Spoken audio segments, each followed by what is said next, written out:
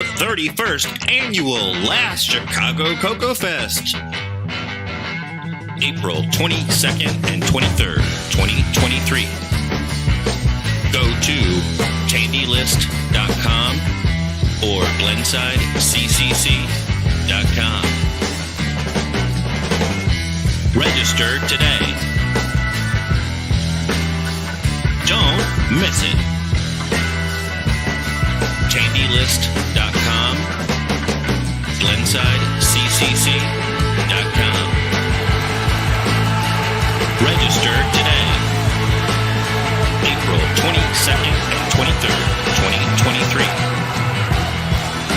Don't miss it. April 22nd and 23rd, 2023. glensideccc.com.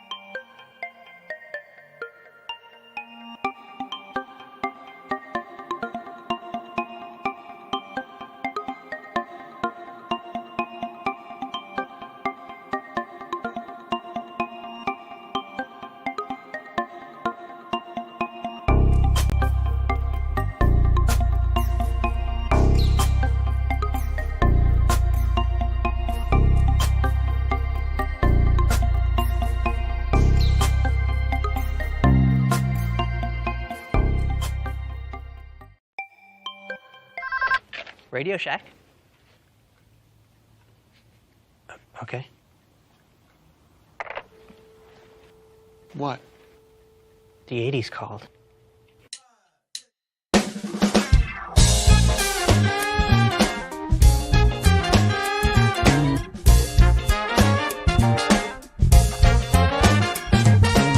Welcome to the CoCo Nation, the world's first live and interactive talk show featuring the Tandy color computer and its hardware cousins.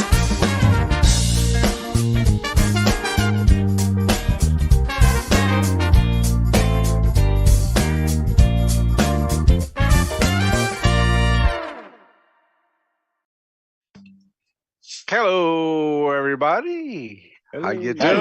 Hello, everybody. Let's see. I need to push this button, then come over here and try to find this one. There we go. Oh, that's the wrong one. Too many buttons. There we go. That's the outro.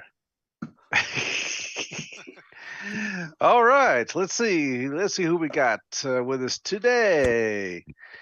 Top Curtis corner, Mark Overhoser.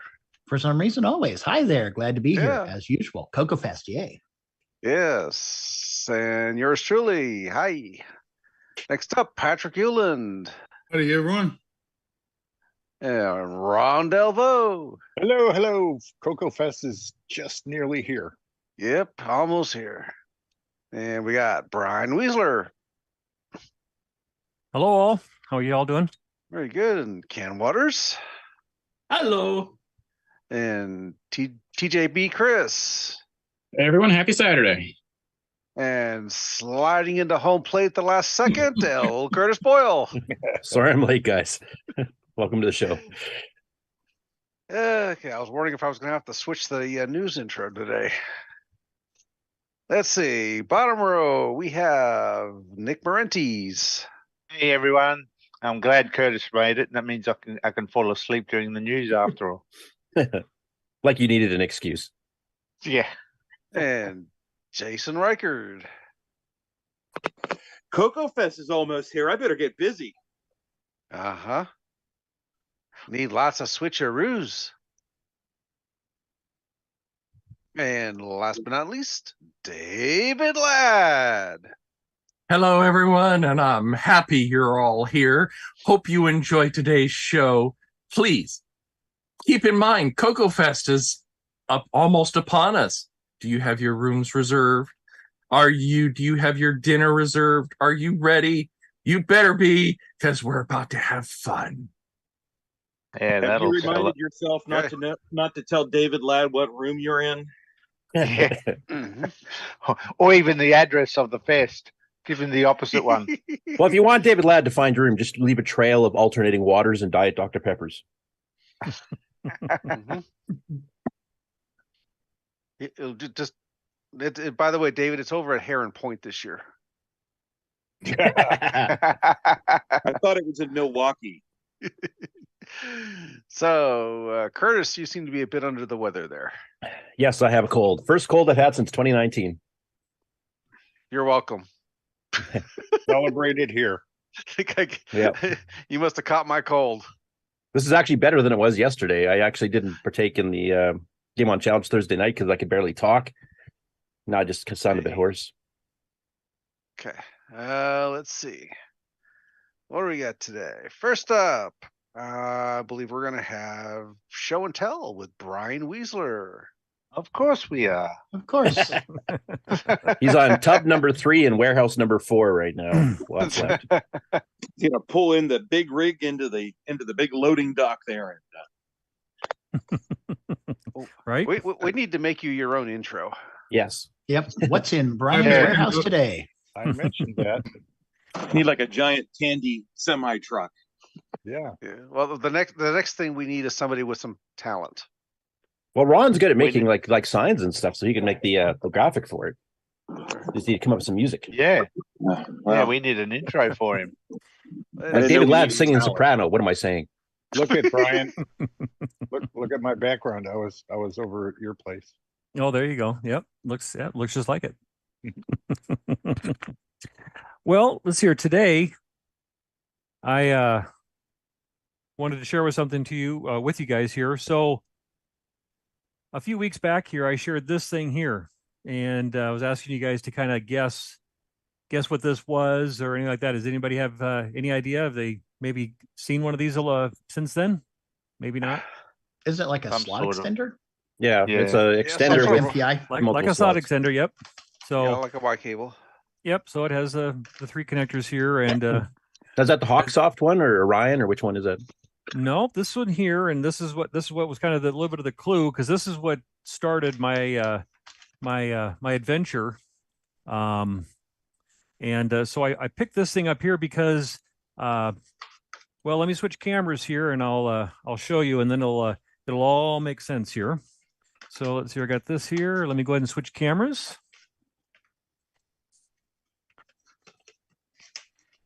There we go. And yes, it's a towel. so we can I got have, one of those. so we can have the reveal here. So Amazing. like I said, so I picked Awesome. up It's white. this adapter here from a fellow, and him and I started talking, and well, lo and behold, I bought something from him in addition to Surprise. this extender here. Right. Yeah. Brian bought something? Oh, Remember, wow. can I- Ooh, Oh, it's a Brazilian Brazilian. clone. It's Yeah. a Brazilian clone. So about a month and a half ago, I showed you guys a CP 400 Color 1. And the Color 1 has the chiclet keyboard, like our Model 1 does. This here is their next step up here. So it's the Color 2, and it has the has a, I guess, what do you want to say, a more Oh, better natural keyboard? keyboard or a better keyboard. Yep. Halfway between a melted. Right. Yep. And so he let's see, where is it at Like here? a full travel. Yeah, so it's a full travel clicky keyboard. I haven't taken the cover off yet to look on the inside, but he had the box with it. Wow. He also set me up, just a wonderful guy. His name is I always have to look at his name in order to pronounce it here. Mauricio Mete, Matte, Mete, Mauricio Mete. He's down in Brazil. So he set me up here. Here's the manual that came with it. Not that I'm able to read anything on the inside, but he had the manual, which was really nice. He also had this here, Mike- which that. Mike Go ahead. Wheeler wanted to know if there's a picture of what the carts look like on the box. Yep, I will show one here in just a second here. Oh, you got So- carts with it. Yep. Hold got a on, card Mike. there. Hold on. So this is like a software manual, I think is what this is here, where it had different softwares that were available for it. Bet I'm you not sure, scan those, you could run them through a translate. and right? get a- Yeah, I thought about that. It also has like the different channel here and how to maybe do some adjustment on the TV is what I'm assuming this is here for connecting the box and everything. So yeah, he had all the paperwork with it, which is really nice. Did you get Nice a and pair of clean. Grave beauties? A very handy looking manual. Yep. This here kind of goes into some different. I'm not sure if this is exactly what this is that I'm looking at here, but I'll have to do some translating here. Here's another manual that came with it. This is looks like I'm guessing a catalog day software. So this must be a software catalog that was available. So it's that was cool. Quite a bit of stuff on there. Oh yeah. It's very clean. And then he also had the red and green handled joysticks that came with it. Yeah. So he provided those. Their version of the cassette cable. So instead of being one cable, it's separate stranded cables. So when did this machine come out? Like when the CoCo 2 came out? Since it's a CP 400 Color 2. I was looking to see. I thought I saw a date somewhere actually. Let me look here. I think I saw a date on something here.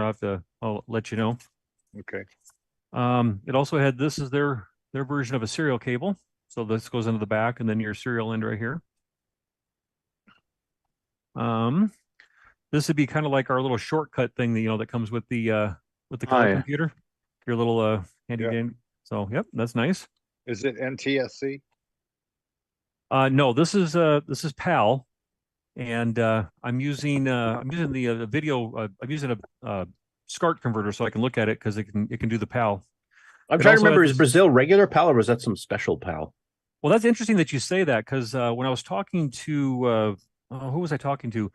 Some parts are 110 and other parts are 220, and then you got the PAL for the video there. But this is a little software application. I haven't looked at see what's on here yet. That came with it, and then they even had a dust cover, Huh. Oh, Wow. nice. which is cool. Is there a matching cassette player? There might be a piece of hardware available. So That'll be next week. that'd be next week. By the way, So- 6E in the chat is saying it should be PAL M. PAL M. Okay, Very So- special, pal. we've all seen this, right? Yes, Yep. the famous Okay. Steve Bjork game. Right. This is Ah. this is what their cassette looks like, or their cartridge. I'm sorry. Oh, cartridge, yeah. Yep, you can see this here slides back here, a little shutter exposing the edge card connector. It's a bit smaller, but of course you just have the ROM chip in there. But so if Cool. you haven't seen one, this is where their cartridges go in. This little thing kind of lifts up here. It's kind of hard to see. And inside there is where the cartridge goes. And you have to kind of hold it and give it a little bit of force, but let's see. Let me get a better angle here. I always have to do it with it laying down, but you have to kind of really kind of push it in there, and the cartridge goes in there, and then you have to really yank it to get it out. Almost like it drops down there a little bit. Yeah, it does. So back to this. This gentleman makes these. So this plugs into here, and then it extends this out, so it gives you two connectors on the outside here, so you can plug in two different things and stuff. So yes, it's like our Y cable, and I'm sure this would work just fine on a CoCo as well. And give you two ports on the outside. But since it has the open connectors, you can actually plug in actual CoCo cards as well as the Go into CP500 this cards. thing. Yeah. Are Yep. they the same pinouts? They are the same Yes. pinouts, just Yes, different. they are. Yep. So let me go ahead and slam this guy here in real quick. Here we go. And just so I was able to run this thing properly, I made an investment in a good quality power converter. So Good idea. so I can Because it's 220. yep. So well here's what their power block. It's like the Dragon where it's external. Mhm. So and it does have a switch on the back here, so you can either switch it between 110 and 220. So I have it set to 110. And I have this set to, and I have the power converter set to 110 as well. So let me do one more switch here, guys. Let me do this. Well, if you're able to switch it over to 110, why do you need the power converter? Is it 50 hertz? It has to do with the connector. Instead of being two blades, it's actually two pins that come out. Yeah, Okay. it's So commonplace like Sweden too. And we lost your video, by the way. yep. Give me 1 second. Here we go. No signal. Just a second here. It should go. Come on. Let me make sure I got this thing turned on. Did you Oh, crank Oh, it? nope. Hold on. Give me 1 second. One more power button. There we go. There it There's- goes. And there's Oh. there's popcorn, Popcorn. in. I noticed there's no Oh, credits God. on this version. And it thinks it's NTSC. Yes, because I That's the have PAL-M. my SCART HDMI to SCART to HDMI converter. I have a little adapter card that I'm able Oh, to okay. put the composite input into. Let's see here if I can pick which joystick it's going to be here. I'm going to take a guess as to whether it's the left or the right one. So Is that Jason's thing you're using?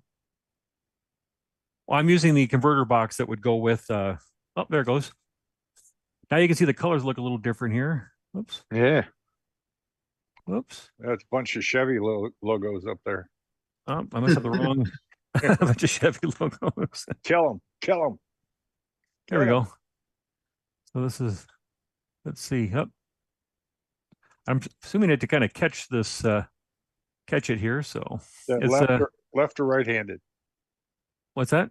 I think this is I think I'm doing the right here. So, so anyway, I thought I'd give you guys a little flavor of that there. So I thought that was kind of And I have a question for Nick. Isn't the vertical artifacting that you get on the PAL machines, isn't it also that green purple? Well, he's got a converter there for converting it to NTSC. So I think it's converting it for that. But the artifact colors are doing the alternate set, not the red and blue, but the green and purple. So that to me, yeah, it's a bit weird. Because it is running at 50 hertz, so it said on the screen. So I don't know if Brian, maybe that's something to do. Can you show us the startup screen on Yeah, the but it did say CP400? NTSC. Start See? converter said Yeah. that. NTSC at 50 NTSC. hertz, that's weird. There's 1984 right there. Yep. There you go. But I think it's doing something weird with the artifacting as well. Do CLS9. Let's see. What's See if that? it says Oh, you want to see if they hacked the Microsoft Yeah. Do CLS9. check? David Lord said the popcorn looks stale. Ooh, sneaky. Master stroke. Ah, No Microsoft ROM here. Look away. Of course, we made this ROM. Wink, wink. Right. Okay. Let's see. Let me do this here then. Our totally original ROM. Trying to hold this here. Okay. I plugged in that extender now. Blue Six- smoke. Whoa. 60 wants you to do a print mem. Okay. So that's running an That's actual running- CoCo cartridge and it's working. Yeah. Yep. I assume the artifact colors will still show up the purple, green. Yeah, though. bring them up. I well, think it'll be the that's- same. That's much better than our CoCo because it actually converted to English. Let's see here. Let me... So the master diagnostic, are the colors right? Wow, it has real-time translation in it? Way ahead Yeah, of its see time. the same artifacting. So it's Still a do. black and white, but it's doing artifacting, which but the wrong colors, It's strange. Wrong phase. Yeah. wrong phase or something, whatever it's called. Yeah. Some might say this is the wrong machine to be running it on. It's just a phase. Well, it could even be the converter that's doing that. I that's don't true. know. It might be getting I- as confused as I am between the 50 megahertz on NTSC. 50 hertz Yeah. on a 60 hertz signal. Yeah. To the And guy, it did say it's based on what PAL M. So Pal-M. maybe the conversion from PAL M to NTSC is doing something as well. Hey, You can know, you I do one other thing, Brian, here when you're at the prompt? Can you just type in P mode 4? Well, that'll come straight back to basic. So Yeah, it's but it got says 32 color basic, not versus- extended, but it actually accepts P mode 4, which means it's really an extended basic ROM. Because I Ah. noticed the MEM's way lower than it would be on a straight basic. Oh, right. I guess if you only have one, we'll call it So they extended. must have a 16K ROM chip in there, but they're calling it just color basic when it's really extended. to the guy sounding like Curtis Boyle, sort of. Would you ever want to purchase one of these to have for yourself? I'm not a machine collector. I'm the software side of things. I like to see all the software that's written for things. Like I know there's a ton of stuff that's been translated for the CP400s and a bunch of the other clones too. But I would like to see some of the original software that Brazil themselves produced. That's what I'd be more interested in. I'm not a collector, so I wouldn't want to spend a ton of money to try to get one of these. Hey, Brian, Mhm, do you have yes, your CoCo SDC handy? I do. Do it. Do it. Let's see the blue smoke.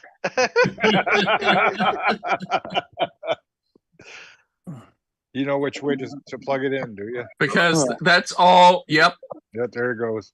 it's extended color basic because the fact that the disk basic worked on it. Yeah, it wouldn't work otherwise. Well, then you need to run the CoCo put a, 64K test, which is Sailor Man. Oh, let's see here. What? By the way, Franklin Harris says PAL M uses the NTSC subcolor. Oh. So it is doing something weird. And he says that PAL M is very similar to NTSC, so probably just the hertz is the difference, and obviously the phase. Go to Right. games and Sailor Man. Come on. Or That would OS9 explain level why 1. That would explain why the upscaler said Hit it. NTSC. Whoop. Well, this is definitely very interesting. I like this. Now, if only we could test real floppy drives on it. Let's see here. Where's there? Very it is, bottom done. of the screen on the Roll left-hand side. down. We are looking at Brian's Once you go. Brazilian. And Sailor Bass. There we go. Ta-da! That'll be green and purple now. Yep. I wonder if there's a way to change that so you get the right color phase. If you have a CoCo, There's the green. now you got to try a CoCo SD. Okay, is it ready? What do you do? How do you answer this question? CoCo VGA. on it. It's never going to match. No, What do you want to go with the enter? Clear. it doesn't Clear? matter. Yeah, Hey, run the What's the other one? run the program to see if it's got a T1. yeah, there it is. Green and purple instead of red and blue. Anywho. But it runs. Yeah, so it's got We know it 64K. has 64K. Run the program to see if it has a T1. 84. I don't think the T1 was out yet, was it? Probably not. But it's easy enough to check. And I was going to say, I think most people will use just the 6847s. I think Tandy was the only one that used the T1, wasn't it? Yeah, we don't. Might have know. been. Yep. There we Black go. and white. Yeah, the looks deluxe alright. was supposed to use it, but it, of course, never got released. Is there anything else you guys want me to run on this thing at all out of curiosity, or? Something with the standard colors, 4 colors.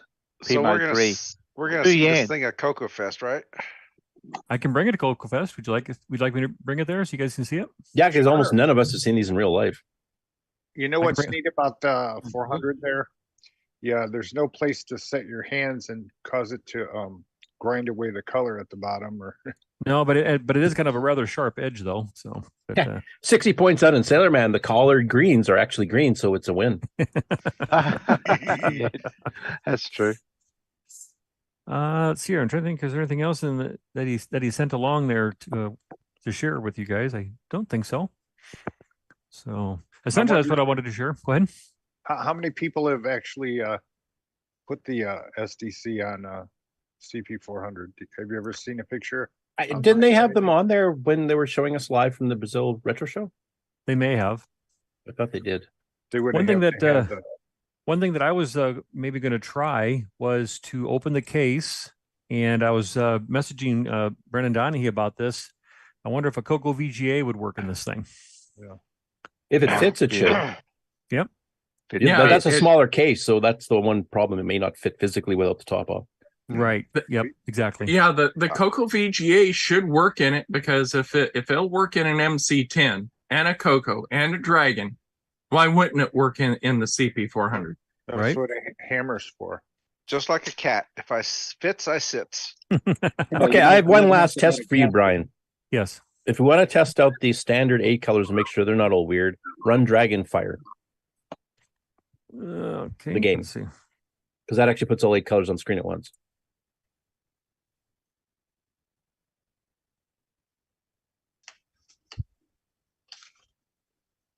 Let's see where we at there. If you hit DR really quick, it should jump straight to There we are. Yep. Drag Fire.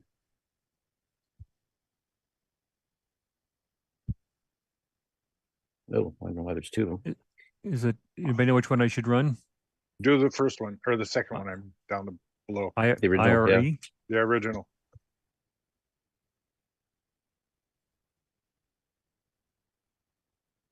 Look for the blue smoke.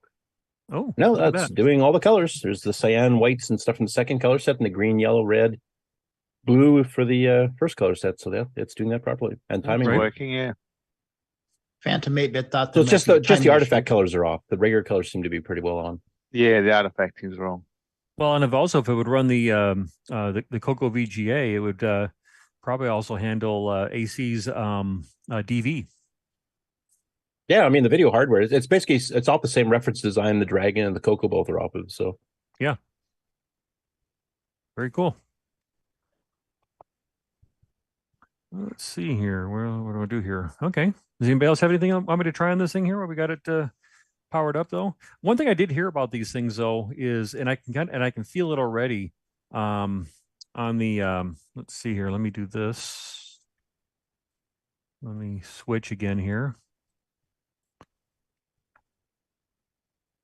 Give me 2 seconds. And the camera comes on. Here we are. You should run OS 9 on there. Good. There we go. There we go. Level 1. So one of the things that I've seen some videos too they talk about, and I can feel it right here. It does get quite warm right in this area, and this is where the power comes in on the back side here. And it does feel quite warm. And I remember watching some videos where some of the guys were getting in here and actually modifying this because I think the power transistors at the time just weren't the quality as they are now. And so I can feel the heat here. It feels a lot like a CoCo 1. Well, wouldn't you I mean, put they your were a lot coffee better there? back then. I'm sorry? Put your The coffee transist- there. Yeah. Ron first, then Mark. Put my coffee there. Okay, sure. Good. So- Mark. So you say the quality is not the same as it was then. Are the ones back then a lot better? I'm not sure. I just remember that they were putting in a different circuit or the little circuit board or the different power transistor on it. I remember watching a video one time, and they were doing something like that. Well, So how many CP400s have you seen with a brown area there after they've used them for years? Right? well, and it's not Coffee so much stain. it's not so much the brown area. I think what ends up happening is that it fails, and then you have no power, and then they have to go in and repair. It's a very clean unit. Yeah, it is. It's super clean. The guy takes a lot of care with everything. And it actually, this came, I should have done an unwrapping. Every single thing was wrapped in cellophane. He had it all completely wrapped up nice and everything, the box and everything. He packaged it very well. Now, yeah, did this guy quit having it, or does he have other ones? No, this was an extra one that he had in his collection. okay. So he has one himself, and this was one that well, if you saw a post, I believe, gosh, I hope I'm saying the right. I think he donated one to Simon Jonason. There was a post where Simon was sharing that someone had given him a CoCo or a CP400 color 2. This is the same gentleman that donated one to Simon to use. There's a comment from Chuck Allison in the chat here saying the CP400 looks a lot like the Timex Sinclair 2068. And that is true. Yeah. Actually, all the CP stuff, whether it's a clone of the CoCo or some of the other ones, all kind of had roughly the same case design. Yeah, because they do. Did they do a clone of the MX and a whole slug of different? Yeah, a whole machines? slew of them. Yeah. So what's the CP stand for? Color pewter, apostrophe pewter. Color pewter. There you go. Let's see here. I don't think there's anything Probably else in the something box in here Portuguese. right? Yeah. Yeah, I don't really have anything else to share yet because this was I did have this sitting here with me though. So as a comparison, you can this is just the box, but you can see there it is. You can see the chiclet type keyboard that it had. That's just the color, and then they had the color. That's the color 1, and then the color 2. One thing that I would love, and he said he will never give it up, is he has one of the few drives that are available. So yeah, we saw that at that Brazilian show. Yeah, that's right. Yep, he has one of those there, and there was no talking him out of that thing. Now, did people with the chiclet board upgrade to the newer board, or to even I don't know if that's an brand of option board? I don't know if that's an option or not, because in this case here, the case is all one piece, and it's kind of hard to see here. Well, let me bring the box back here again, but the case actually has holes in it, so the keys come up through the holes of the case. So I don't know if you could really swap it out like you could with the color. You'd have to computer. swap the whole top cover basically to do that. Yeah, that's probably yep. Franklin Harris said CP is personal computer in Portuguese, which would be something like computer personnel. There we go. That would make sense. All right. Very much. And how come color spelled like we spell it? French. It is a clone. Yeah, Because they can't spell. America. So Yeah, I had a thought here now related to this. That's something you new. know. Yeah, I know, right? That's what that burning smell is. But now, Nick, you wrote that book. You wrote that book, CoCo Nuts. Here's another book idea. Now you could write one about the clones called Brazil Nuts. All you have to do is learn Portuguese. Yeah, well, that's right. I'm kind of curious. I don't want to take up too much more of your guys' time though, but I do have a color computer here that I could plug in their cartridge into ours. I don't know if that would be interesting or not. I don't know. If that would right, let's do it. Is it gonna smoke? If it does smoke, please don't turn it off. We'd like to see what happens. You'd like to see what happens there? Yeah. Should work. Should. Famous last words. Right? This will just take a minute. This will just take a minute. What could possibly go wrong? Right? Everything? Now, is that wood grain or simulated wood grain? No, this Simulated. is genuine mahogany. No. Genuine simulated wood grain. You're going to burn up your T1 computer? No, this is a Color Computer 3. Oh. Okay, let's see here. Let's get the good old switcheroo fired up here.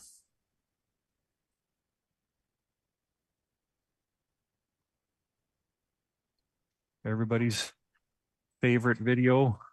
Kevin Holloway says, out go the lights. What's that? Out go the lights. Out go the lights. Yep. As you flip the switch. Okay, so let's first make sure we got some video here. Rocky Hill says NTSC smoke or PAL smoke, you can tell by the color. They didn't make a kit for the 3, did they? No, not that I've seen. No, I haven't seen that either. But if I knew now what I knew, if I knew then what I know now, I would have bought a few more 87 gimmies. Yep. 10-4. We all would have. Okay, hold on a second here. That looks a little wonky. I think it's because of That's probably the.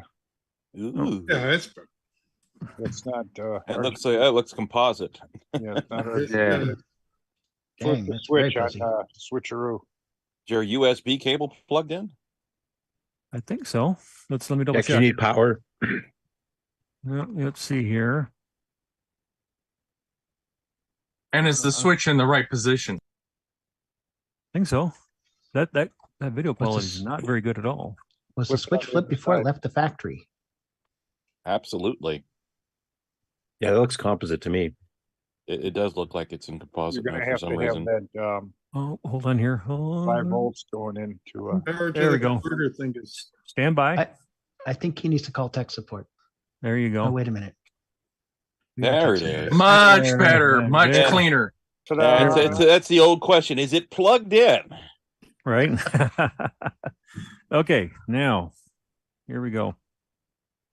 That's why the instructions say all cable connections must be made to ensure proper operation. No signal. Let's see if we can get this thing to pop in here. or no not. sign, Al.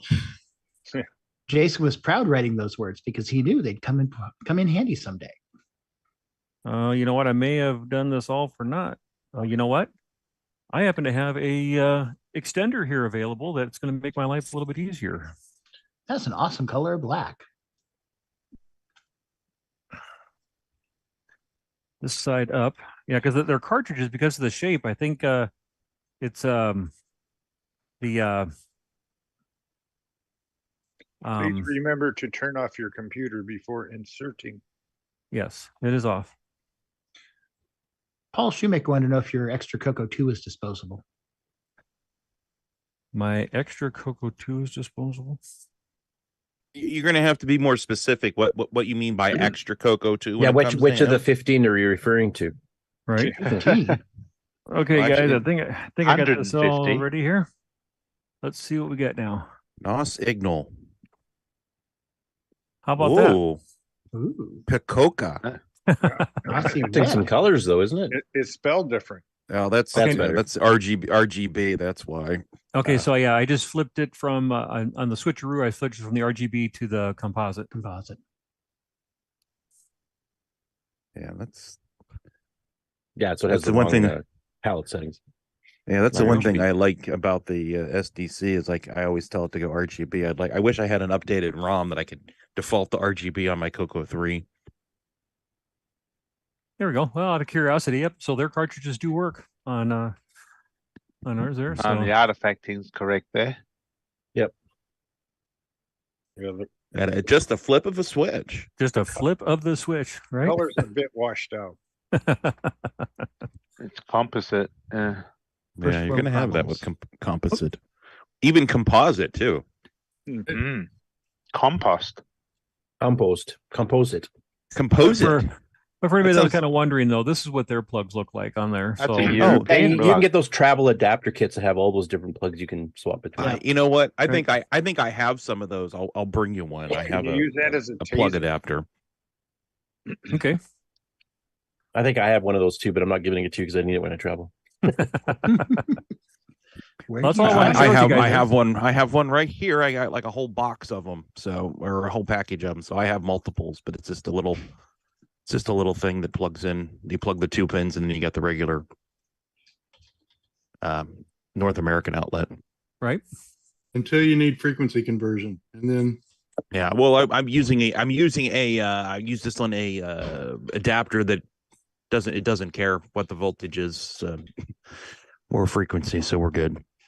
We also have a tip for you, Brian, from David Lord in the chat. He says, "Don't sit on that by mistake." Yes. Woo. Well, that's all I wanted to share with you guys. Was that color 2 that came in? I thought it was pretty cool. It's a neat looking machine. So They saw Brian's Brazilian. there you go. What's neat is you have macrame Oh, back boy. there from the 70s behind you. What's that? I have what? You have macrame hanging behind you from the 70s. I think that's called a curtain. No, no, no. his planter Plant. hanger thing. Don't Oh, you remember those in the 70s? But it's supposed to be Macrame. made from jute rope or something, isn't it? Yeah, something. wrong channel, Ron. So No, I'm Ron's just old. Craft Channel. I'm just older and I remember stuff that you Oh, don't. I know. Yep. He remembers when you started your car with your feet on the ground. He remembers when Tandy bought out Radio Shack. Right. No, I'm just Get kidding. off my lawn. He went to high school with Marconi. All right. Oh, well, thanks for letting me share that, guys. Okay. Thanks for bringing it on. It's really nice to see our Brazilian cousins in Yes. real life. Well, mostly real life. Did anybody else have anything to show off? Yes.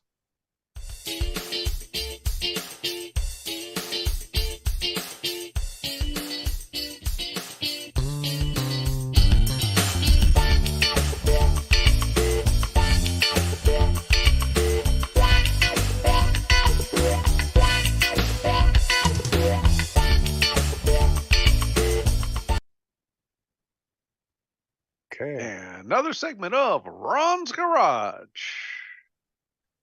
Or garage, depending on your region. We're there. Focus. This happens to be Your desk. it's Dang, my, that's pixelated. my Twitter thing. I wanted to show you all the junk I've been putting on Twitter. Let me just slowly scroll down here. Did you run out of Facebook groups? You had to go to Twitter? Yes, I'm infecting everything. Pretty soon it'll be that other but Rumble and the Instagram. Ram and TikTok. Ron will be his own AI. Yep, look out. Hey, Ron, have you ever joined MeWe yet? Yes, I am a member Well, then why don't I ever see any posts there, sir? because I just look. I'm a looky loo. Oh, so you're a voyeur. Yeah, a good picture right there. Yep. Look, does that look familiar, guys? We should gonna be have seeing that- it soon, We're gonna I have think. that, yeah, we're gonna have that feature soon coming. Yep, this is from Coco Fest in '84 when they were selling Ooh. Coco 2s for $99. Show special. Yeah, people were excited. They ate them up. Ooh. Mhm. Yep, look at all that stuff. So, I found one of these in a Goodwill or something. I put my hand on it and I said, "Take my picture, hon."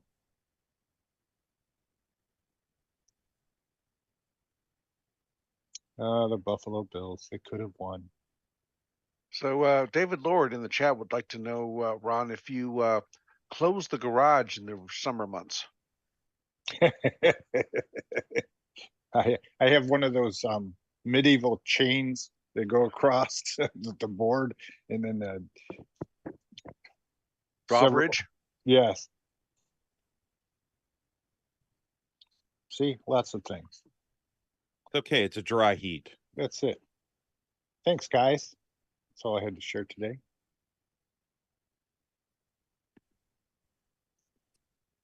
And someone else can pick it up. Anybody else have anything to show today, or? I could show my power adapter. Nope. Was everything we hit on the list? What do you say we take a outro? Bit of a commercial break and then do the game on results? There you go. Let's see. Yes, we do have a Ken. All right. You ready, Ken? Yeah, sure. Why not? Okay. Well, let's take a short break.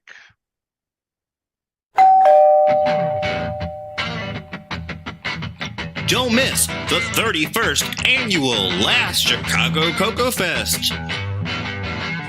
April 22nd and 23rd, 2023. Go to tandylist.com or glensideccc.com. Register today. Don't miss it. tandylist.com, glensideccc.com.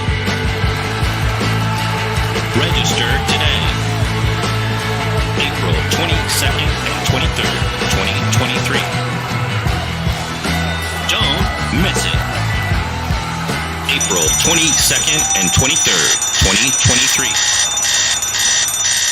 glensideccc.com.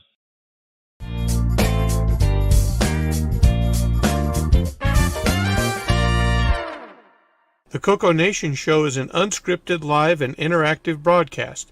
Anything can and will happen. The views and opinions expressed by members of the panel and the live audience are their own, and not necessarily those of the CoCo Nation Show, its sponsors, affiliates, or subsidiaries. Open minds are encouraged, and a sense of humor is recommended. Thank you for being a part of the CoCo Nation.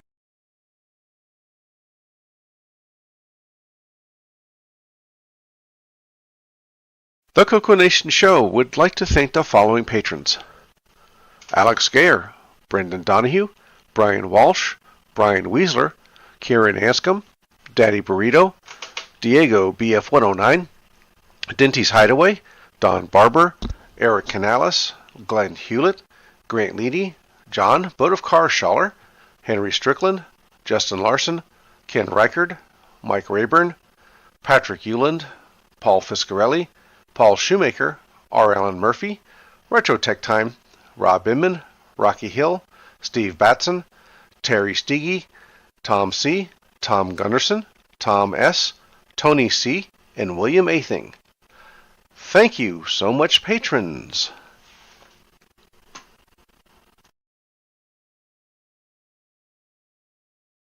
Welcome to everybody's favorite segment, Who's New to Discord? Apple's Anonymous says, name, Nick. Systems, Tandy Color Computer, Atari ST, anything Apple. How do I retro? I started buying and selling Apple computers in the late 90s, which turned into a full-time job, now collecting older Apple computers as part of my business and my collection. Where did I hear about yous guys? I got an invite from a Discord moderator on a Retro Apple YouTube stream. The previous bios were edited for time. Thanks to Cruisemongers, Glenside Computer Club, Nightbeard, Paul Fiscarelli, Paul Shoemaker, Tandy Color Computer 3, and the CoCo Nation patrons for boosting the server. Please consider joining Discord and visiting the welcome section to read these bios in full and see what the community has to offer. Just go to discord.thecoconation.com. Because cocoing is better together.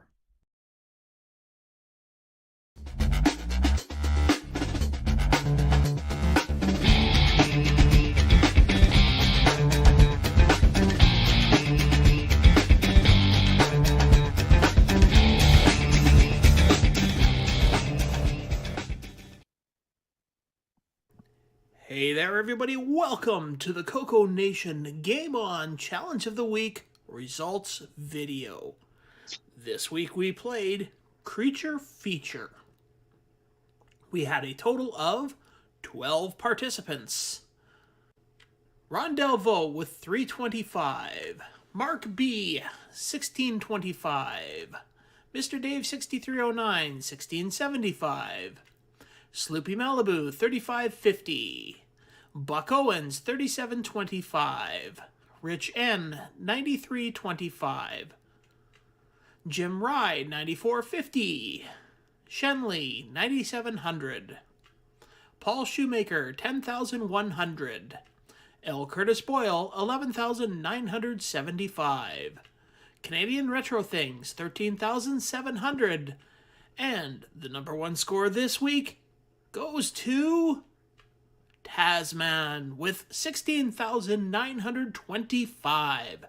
Thanks everybody that played. We'll see you again next week. You see who's on the top of the list. Absolutely, Ron. You're the top I don't of the know. list. You're on the bottom. The part I'm seeing, you're on the bottom. No, intellectually, I'm at the bottom. Oh. Well, from Australia, since he's upside down, you're also on the bottom. Yeah, you always right. put the best at the top, don't you? That's right. First one he mentions every time. Ron Delvaux. Okay, yeah, I couldn't find any reviews of Creature Feature anywhere in any magazines. Curtis, do you know of anybody that reviewed this game? Or I didn't really look here. Let me see if I have it in my indexes. I looked through the indexes. who, I couldn't find anything. So, Who released this game?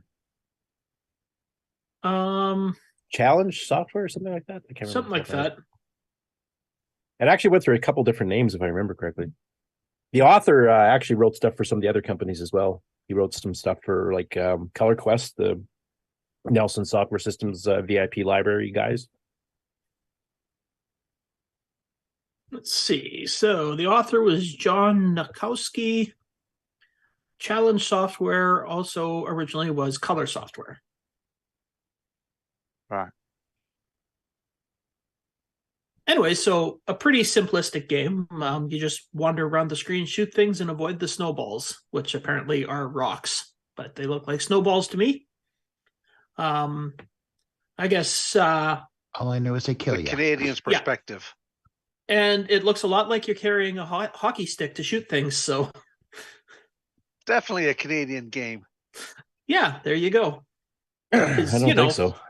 All of our hockey sticks are ready for battle. Always. Did you guys want to see how I got all the way up to 325? Did you record it? Yes, I'll show you a picture. Sure. Okay. Oh. This is a picture of me stuck in between a rock and a hard place. Oh, that's the other game. Oh, darn it. Okay, well. That'll be And next if you get week's stuck picture. like that on whatchamacallit, Stone Raider, Yeah. you have to hit break to kill yourself. Yeah, I tried. I must not have hit it hard enough or something. I think that's the button you hit. Anyway, People were asking me, what game is that? And I said, they'll have to come here. Try to generate some viewers. absolutely. Did anyone come? They might be in the audience. We don't know. If they're still we awake. have we have viewers. Yes, we do. Not just us. I'd like to say hello to both of our viewers. That's good. Oh, wait, are you including the ones in the panel? Because then we have none. But And the checks in the mail. Nick, So, yeah. wake up. So we have 4. Okay. Well, we know Kevin's watching because he keeps eyeing me. So And getting back to Creature Feature, Yes.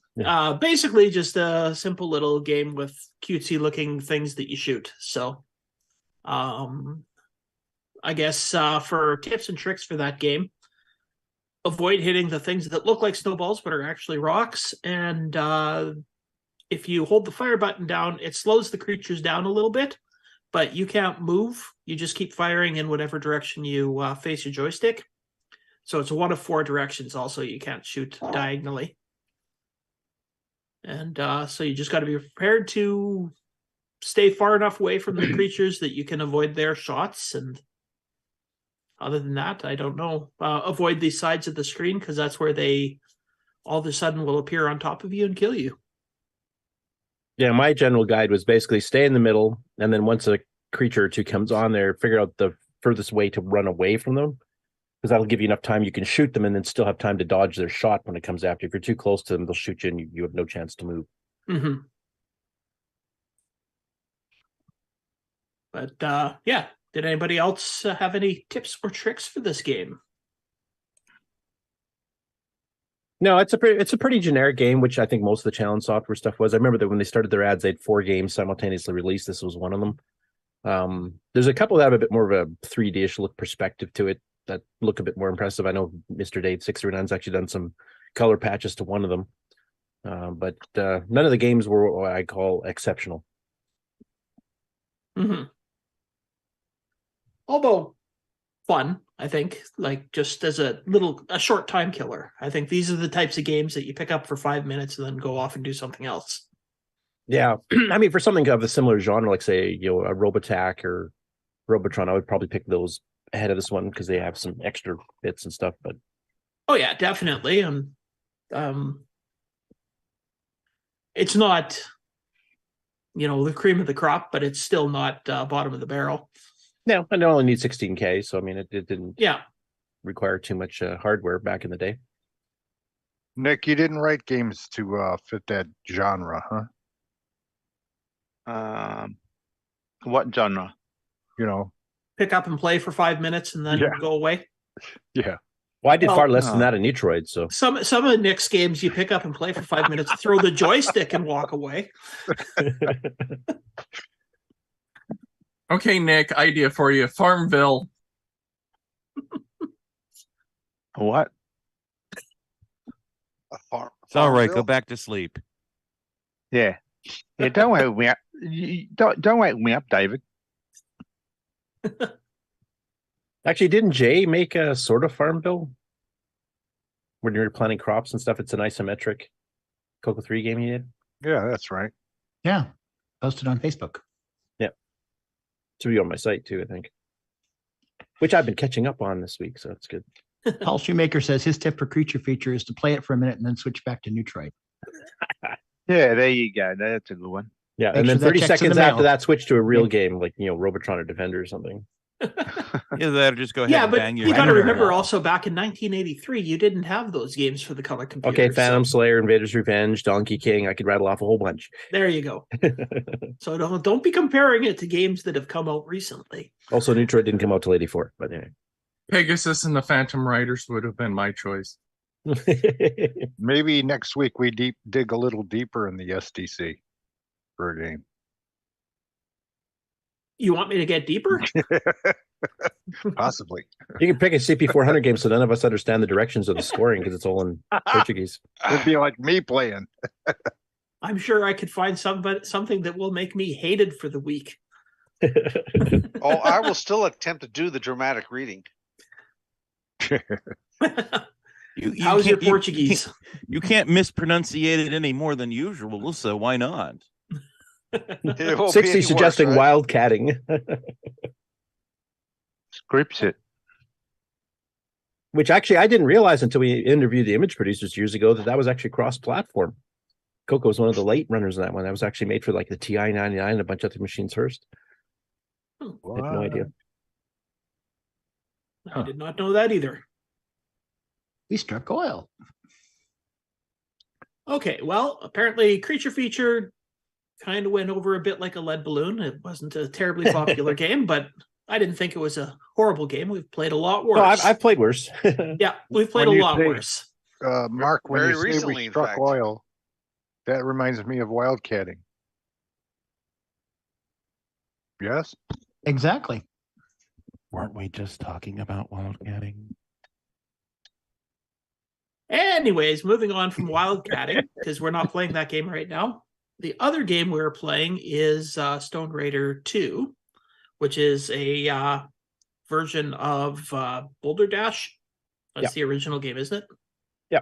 Yeah. Originally on the Dragon? Bouncing Boulder is the other version we have.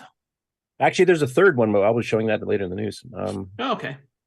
But there's no Stone Raider 1 for those who are curious. Yeah.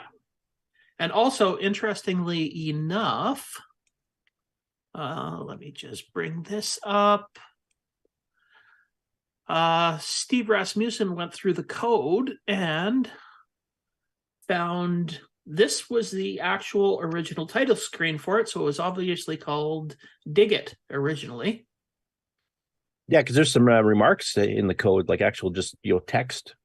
Yeah, and there's also a cheat mode that he has no idea how to get into, so that was never implemented.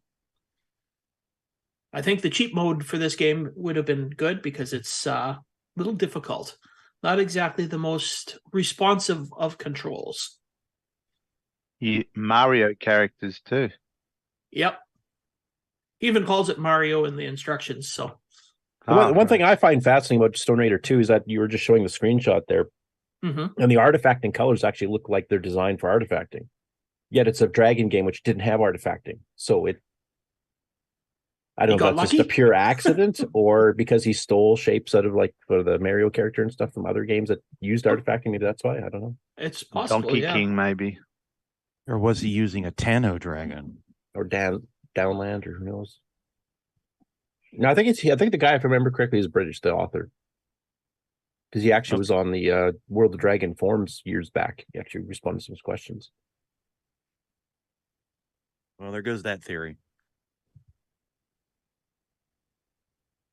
That game is extended for another week, right? We got another week. So we're playing that game for one more week, and like I said, the controls on it are a little bit iffy because sometimes when you move the joystick, it's a crapshoot whether you're going to move at all, one space or two spaces. Oh, and I thought that was just me. Nope, it's not just you. It's a crapshoot. Is that an algorithm they wrote into it?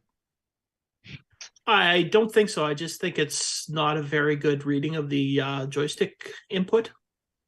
By the way, Buck Owens, Steve Rasmussen, just mentioned in the chat here, said there's a tip in an issue of Dragon User Magazine that has a bunch of pokes to activate the cheat mode. Oh, okay. So that's I'm guessing how to do it. Yeah, I'm guessing it's like Rogue, which has the entire cheat mode where you create your own objects and monsters and everything else built in. But there's one single branch never they put in, which if you change it to a branch if equal or something like that, then it enables it. But as it's shipped, you can't get to it from the keyboard. Oh, okay. So, anyways, tips and tricks for Stone Raider. I haven't played it yet this round, so I don't know. Yeah, it's, I guess the only tip and trick I can figure out is that if you hold the fire button down and move in a direction, you'll dig a tunnel or grab a gem without moving your character from the next space. So then you can grab a gem out and it'll drop a rock in front of you rather than instead on top of on you. Yeah. But other than that, I didn't have any luck playing it. I never got anywhere near the 500 points it takes to get onto the scoreboard. Me neither. So I'm going to guess you never got to the second level either, then, right? Oh, good Lord, no. There's a second level. Now, Ken, you've played Bouncing Boulders by Dicom, the North American one. Do you have an obvious preference to Bouncing Boulders, or did you also find it difficult? No, actually, I've liked Bouncing Boulders. I've played a lot of the Boulder Dash style games on a lot of systems, and in my opinion, this is probably one of the hardest. Okay. I think part of it is because of the control, especially when you have to go up against the creatures. You know, you'll dig into their little tunnel and then try to move out of the way to drop a rock on them, and your player will just stand there, and then he'll move out of the way, and then the thing's already killed you. Yeah, that sounds frustrating. So we'll have to see how that third one I found, the other dragon one. The dragon had more clones of Boulder Dash than we did. Oh, okay. So the directions did say there was a random mode where when you turn it on, it just gives you a random maze. Yeah. it'll just randomly choose one. I think there's 15 mazes or something in it. That way you have a chance to see some of these other mazes. Because yeah, I don't think I'm going to get off level 1.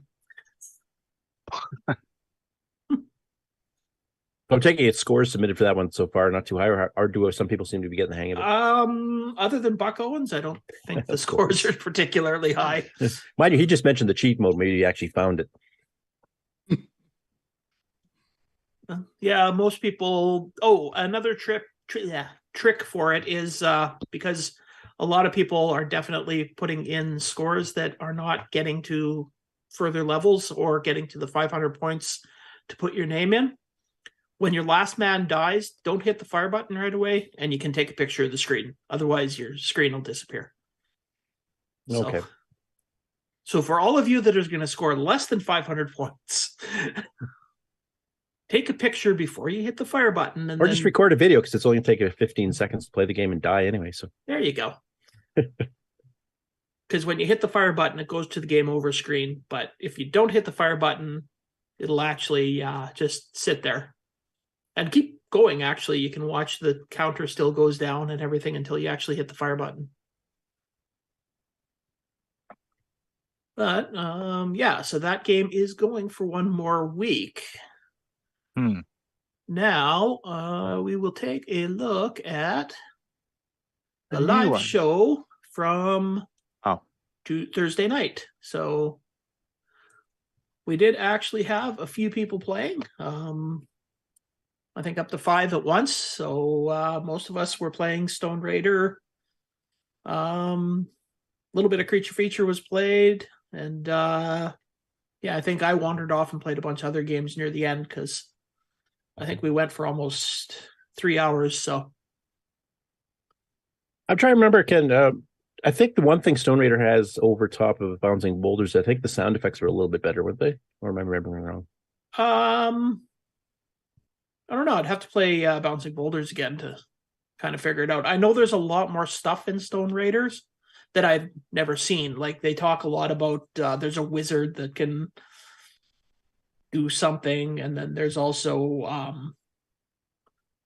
what is it? There's a blob that will continually expand that you have to kind of trap in place, otherwise it'll take over everything and you. But yeah, so everything moves in complete tile positions. Yeah.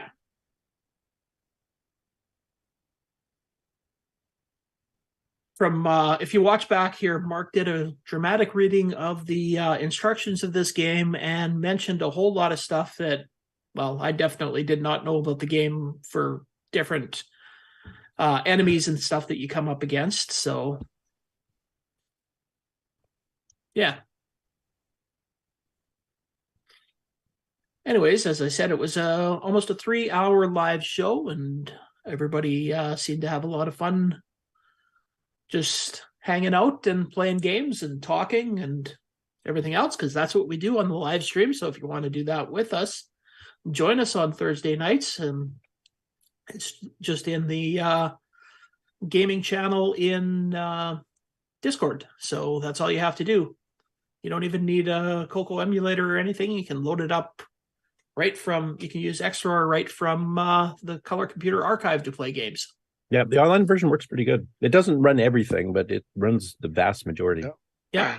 Now let me see if this person in the bottom right corner here can actually get the. Oh, that's how you do it. Interesting. I got to watch that back. I didn't see that. I missed it. Yeah, back up about 1 minute, because that thing always killed me every time.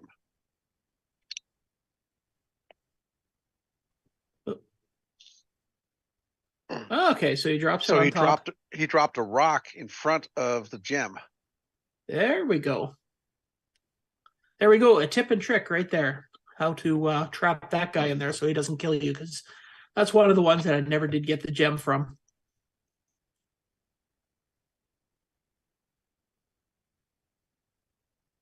It was definitely a puzzle style arcade game. Yeah, it's definitely puzzle style, and it sounds like there's a lot of elements in future levels that will change it up quite a bit from, like, the first level is very much like Boulder Dash or Bouncing Boulder, but it sounds like just from the description, as you go up in levels, it's going to change quite a bit, have a lot of different type of gameplay, but that requires actually getting to those levels. By the way, Sixty, the author of X-War, is saying that it would run a lot more if the Color Computer Archive version got updated. So apparently it's a few versions behind. Oh. All right. Well, 60, why don't you put the updated version in the Color Computer Archive? Well, Guim has to link it in for those play now buttons. I know, but he can send it. I think I'm gathering, 60, correct me if I'm wrong, but I think he has sent it. Oh, he has? Okay. You got to remember, he just finished moving too, so he was quite far behind. There was stuff I'd uploaded and took a week and a half to get put up online. Though he will be a guest on the Nightstein 30th anniversary episode. He finally confirmed we're going to do it in May. We're just ironing out dates. All right. So that, like I said, Thursday nights in the in the Discord channel. Yeah, just find us there and join us, play, or just join us to hang out and talk about stuff. Now, what's next week's game? Oh, all right. I guess I can do that. So, as I said, Stone Raider 2 is going for one more week, so you still have a week to try and get a score on this and post it. And by popular demand, meaning that one person requested this game, so and that would be you.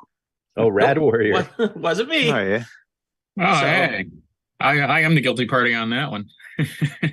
I know. I don't know about you, Chris, but I would definitely recommend keyboard controls over joystick on this one. Yep, and I actually mentioned it on the game on this last week. Is the joystick is almost impossible, and the only thing with this game is, of course, you're not going to see the score until you get the energy suit activated. But it's a neat game. Yeah, So the effect it has when you blow up the whole thing at the end there is quite cool. Yep. Which I haven't seen since about probably 1991 or so. It's the last time I played it well enough to solve it. Well, there you go, Curtis. You got a goal for the next 2 weeks. So that's Rad Warrior, which will be for the next 2 weeks. I don't know you, Ken, but I have to get ready for this thing called CoCo Fest. I don't know if I'm going to have much time to play it or not. Yeah, I figure I'm just going to ride the coattails of the guy I'm doing a presentation with. So yeah. You're the button pusher. Lord help us all. So CoCo 3 required 128K Oh, yeah. if you got the cartridge, probably greater than 120K if you've got the disc version. Highly recommend keyboard controls. It will take a while to get used to the controls, I will warn you.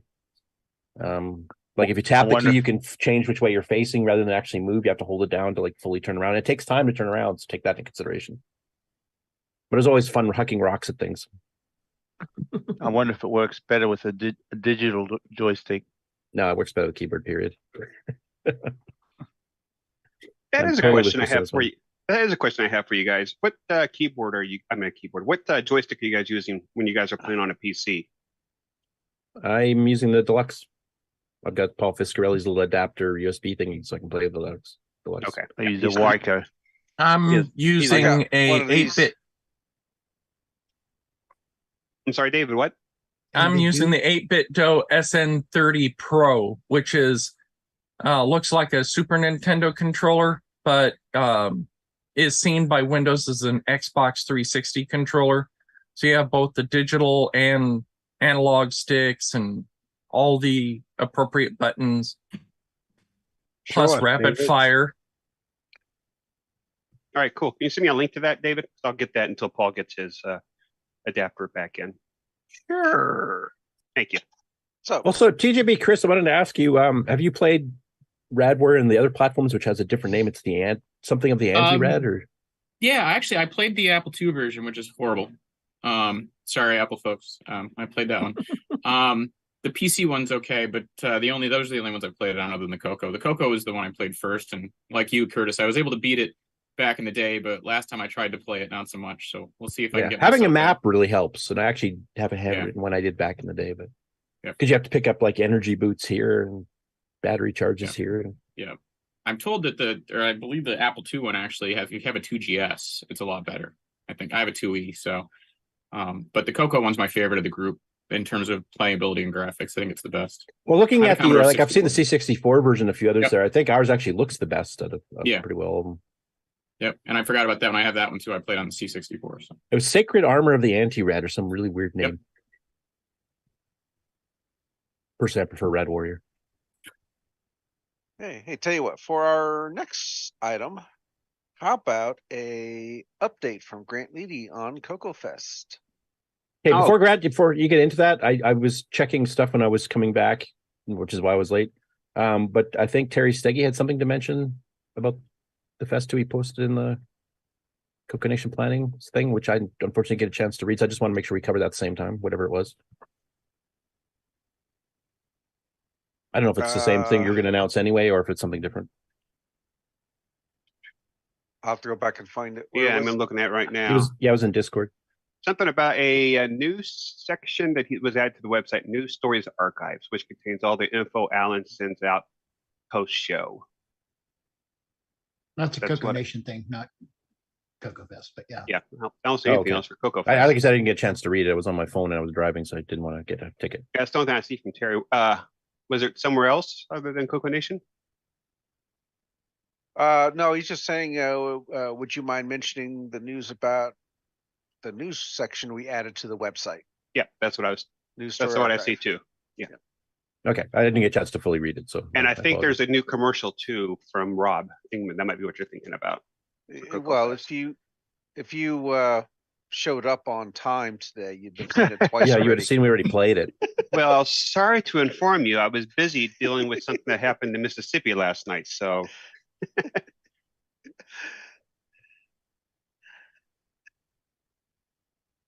I mean, go ahead with Wait, your were update on the you fest. were you caught streaking again, Grant? no, I wasn't down. I wasn't down there, but some of my friends were. So Hopefully they're okay. Although I don't know what happened in Mississippi. they had a major tornado go through there. It killed over 25 people so far. So Ooh, yeah, not a good situation. no. So A I'll just major do what?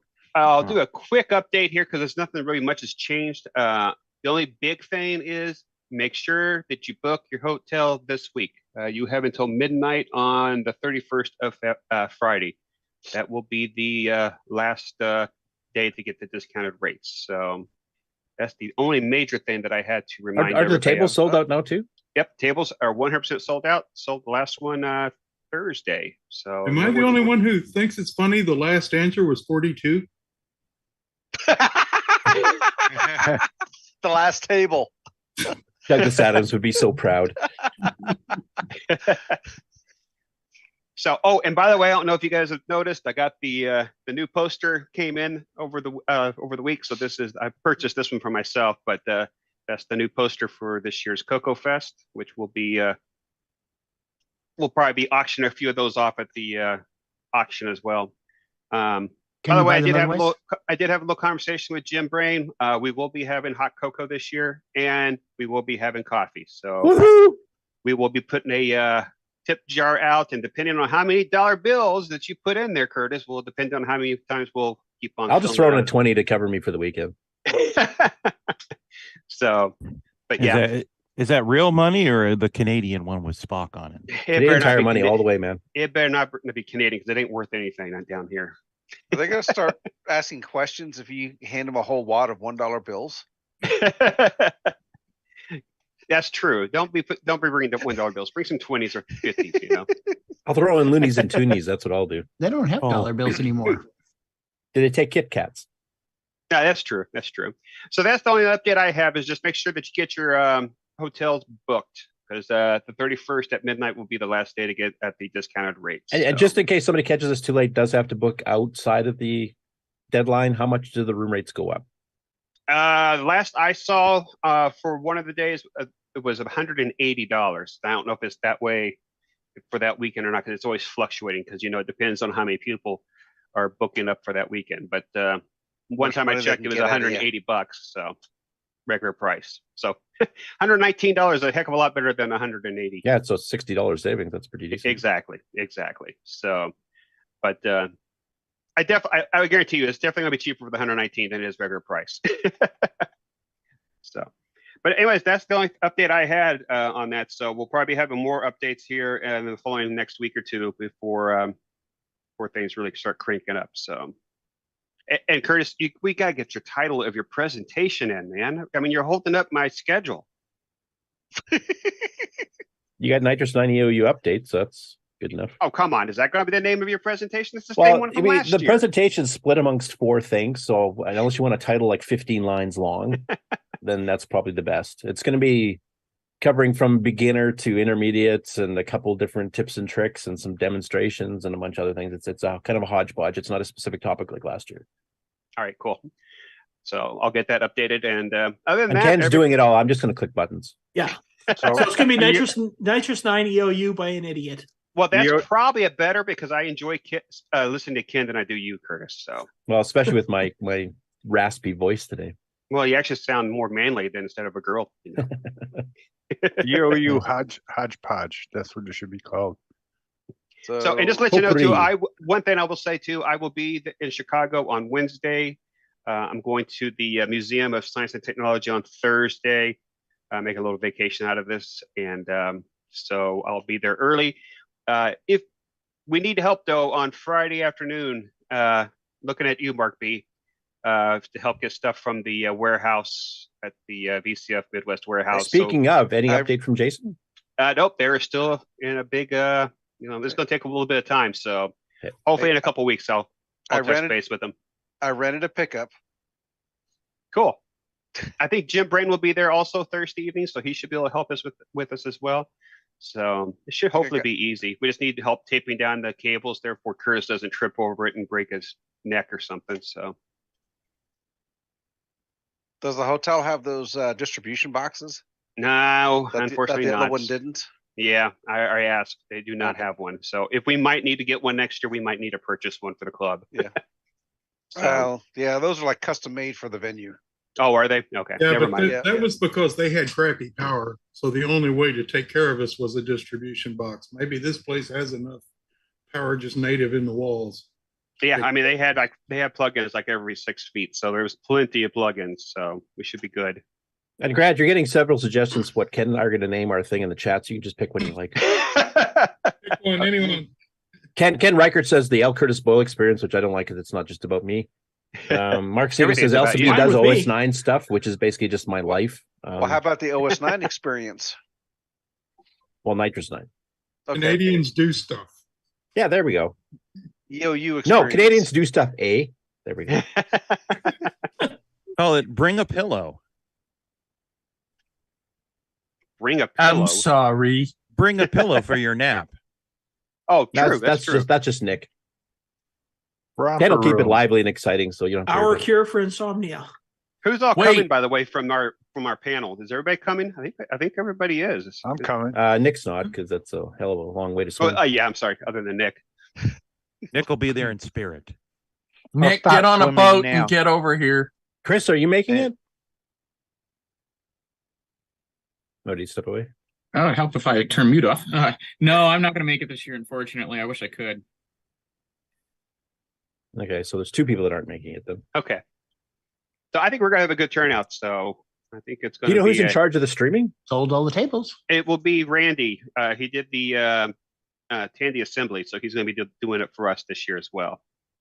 So I don't know. I've had inquiries on several other podcasts of where their people can watch so they can see the podcast so they follow. my understanding, and I'll verify this with Jim, but it will be on the Glenside's YouTube channel. Is where we're going to stream it to. So I'm assuming that we will be streaming probably the show floor for the whole day, like we've done in the past. So Jim's the Glenside one will handle the seminars, and the main show floor will be the CoCo Nation. Yeah, if Mark B decides to do that, still that's up to him on that. It's I'm seeing what I can put together hardware wise that I don't have to bake, borrow, or steal. No, is there any bandwidth issues we need to worry about? Is this all going to be Wi-Fi, or do we have a wired connection, or how does that work? That's also one of the things I'm attempting to address so that we're not dependent upon the hotel Wi-Fi? Be nice if there was wired. Yeah, hotel Wi-Fi was pretty good when I stayed there back in July. So Yeah, but Rick's gonna be stealing all the bandwidth to show off his new web browser. So yeah, that's true. So, all right. Well, that's all I had was that just make sure you book your hotel rooms before the midnight on the 31st. So, and the only other date will be is April 10th if you're going to do the dinner. So right now we have about 45 people doing the dinner, which is a pretty good turnout, I think. Is there going to be a check-in area, you know, where when we first get there to get your little thing, your lanyard? Same as every year. Yep. Same as every year. We'll be right there at the if we get to the banquet room. So And, we have is that going to be CoCo powered like it was a few years ago? From what I've been talking to, because Tony Perdoraza is the one who's doing that, and the answer to that is no. We're upgrading to a PC, is my understanding. So the check-in process should be very easily. In fact, we only have a couple people that haven't paid yet, so there's not going to be much money being exchanged. So it's pretty much, what's your name? Here's your packet, and you're good to go. So yeah, honestly, the CoCo could handle it. I think just the fact they were using, what is it, Dynastar or something? Yeah, whatever it was. Was probably the problem. Well, I thought it was pretty cool. And they were printing out those receipts with that printer that just took forever. You may remember. 80-year-old people and 40-year-old code. So, and one other thing too, I did talk to the hotel. We will not be doing the honor system this year for the dinner. So make sure that if you want to have the dinner, that you would definitely book it ahead of time, because there's only going to be about maybe 4 to 5 that we can maybe purchase at the table on the day of. But the hotel is requiring us to wear a wristband to show that you are one of the people for the banquet. So they'll be handing those out at check-in or just before the dinner? We'll probably do it right before the dinner, because people like you would probably lose it throughout the day. Well, if it's on my wrist, I shouldn't be able to lose it. So I'll talk to Tony about how he wants to do that, but we could either do it the day of or when you check in. So I got another question. You know, when certain things happen during the show, different people talk, will there be announcement overhead? Should. I think they have a PA system. So if not, you'll just be hearing me or Tony yell real loud. Yeah, because you guys usually announce like seminars and draws and that kind of thing. Right. Exactly.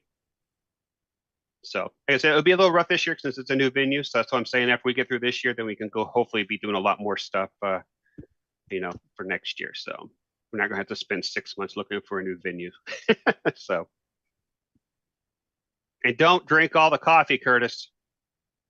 Hey, if you guys have coffee there, I'm drinking it. That's all I can tell you. Hey, he's putting his $20 in. Is there going to be an elevator feature at the show? Well, there is an elevator, but you're not going to find me getting stuck into one this time. A smoke feature? Oh no, Grant, we're One's going to good have a enough. reunion. We're going to get Mikey, you, Curtis, Right. Mark. We're all going to get in the elevator and go up. Nope. I'd rather tie the bed sheet to the radiator and crawl out the window than go in an It's a elevator with tradition. that again. 2 out of 2. And I'll call 911 like I did last time. Well, we're just going to send an invite to the Carroll Stream Fire Department and let them know we're coming. We Be on do not call standby. 911. For those of you who don't know, when you push that emergency button in the elevator, it calls a dispatcher. But for whatever reason in Lombard, they send the fire department. We did not call 911. Well, With they an were, X. they were friendly.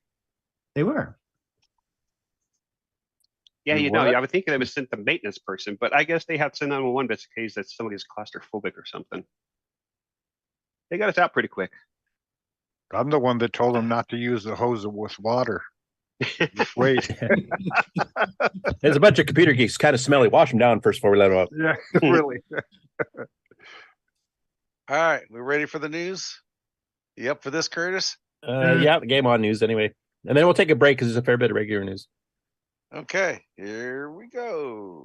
When you want the latest in TRS-80, Tandy, Dragon, MC-10, and all of their hardware cousins, no matter what it takes, or where news breaks, from around the world to your nation, the CoCo Nation News. with L. Curtis Boyle.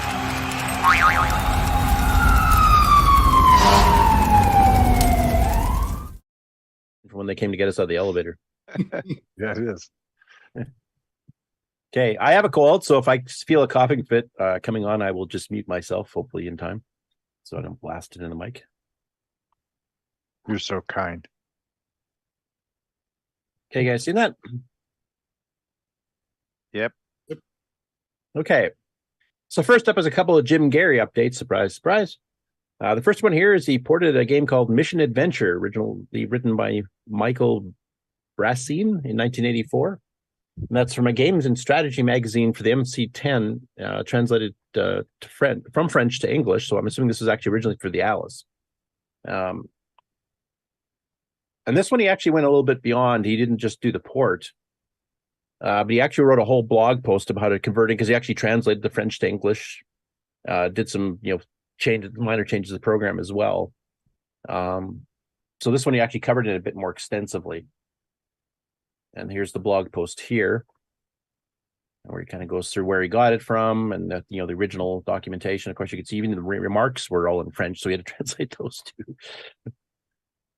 This is something about Jim. He goes above and beyond the pale, because I don't know if I would bother translating, especially a text adventure game, which is going to have a lot of stuff to translate, because the whole point of it's text.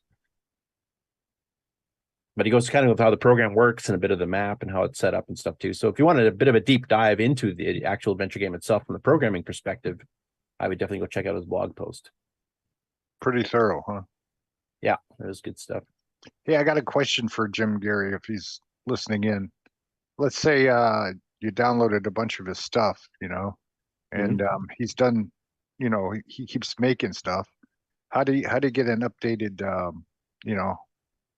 just gonna have to download it? I think he has a master zip on his site that you can get, but I don't know how often he updates that, where you can get basically everything he's put up. Yeah, it'd be nice to know if he does have, like version 6, 7, Yeah, I'm pretty sure he does. I've never really asked him how often he updates that. Okay. So Jim, if you're listening, yeah, that's actually a good question. I don't know if you specify like this is a release on this date of everything I've done up till that point, or if it's like once a year, once every month, or whatever that he does updates.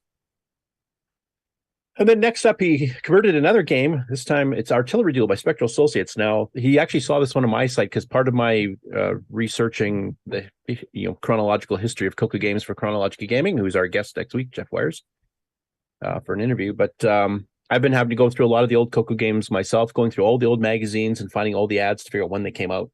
And Artillery Duel is one of the ones that showed up in Spectral Associates' very first ad in 80 Micro. And that came out in February 1981. So this is before Color Computer News, before Rainbow, before Chromaset. So that's the only place you could advertise CoCo stuff. So this was a 4K game. And if you guys have seen Artillery on the PET and a bunch of other systems, it's basically, it draws a random mountain. Actually, Jim Gary's done versions of this before that are under OS 9 that we've got on EOU if you want to try them. But basically, this one here is a little bit different because most of the games of this sort, you basically have two players going against each other and you take turns. You have to calculate angle and velocity, shoot your cannonball or whatever it is, and try to hit the other guy, and then you just take turns. This one is a bit different. It's single player only, so the computer is controlling the one on the right. And actually, I'll just mute the sound here because the sound effects, it's straight 4K basic. There's no extended basic, no play command, so the sound's a little bit, well, it's the sound command. But this one, you're playing against a computer, and the computer basically does a first shot, and then he starts inching his way towards you as he gets better and better, and you can only each have one shot in the air at once. And basically use the joysticks, no keyboard controls, so you're doing it in real time, and you're changing the velocity of the shot and the angle, so you really need the free-floating joystick, but you need it to stay still so you know where it was set before you decide what your next shot's going to be. And there he just shot the computer opponent. In fact, he's wasting on the computer through most of this, but the computer does get him a couple times. He added a few features to it too, so he has it keeping track of how many games each side has won. The original one basically just played one game and you start over. So he did do a little bit of modification, still fits in 4K.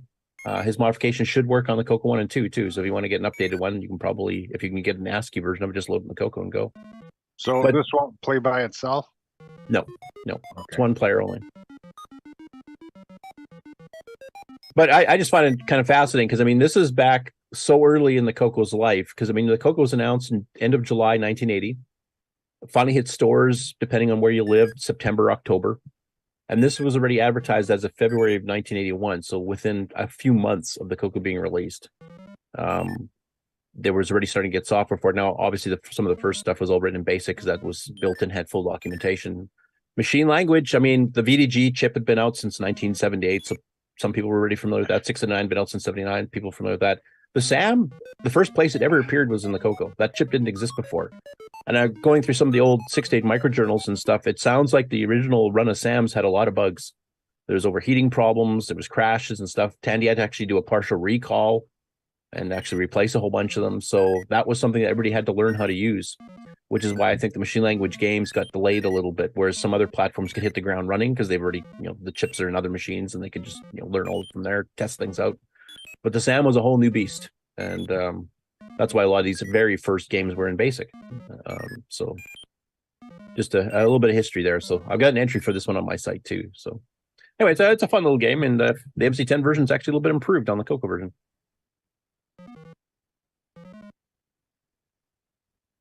Okay, Paul Shoemaker early in the week put up a beta of his CoCo Ladder game we've been covering for a couple weeks now, which is a text-based game based on a terminal-based game for the CPM.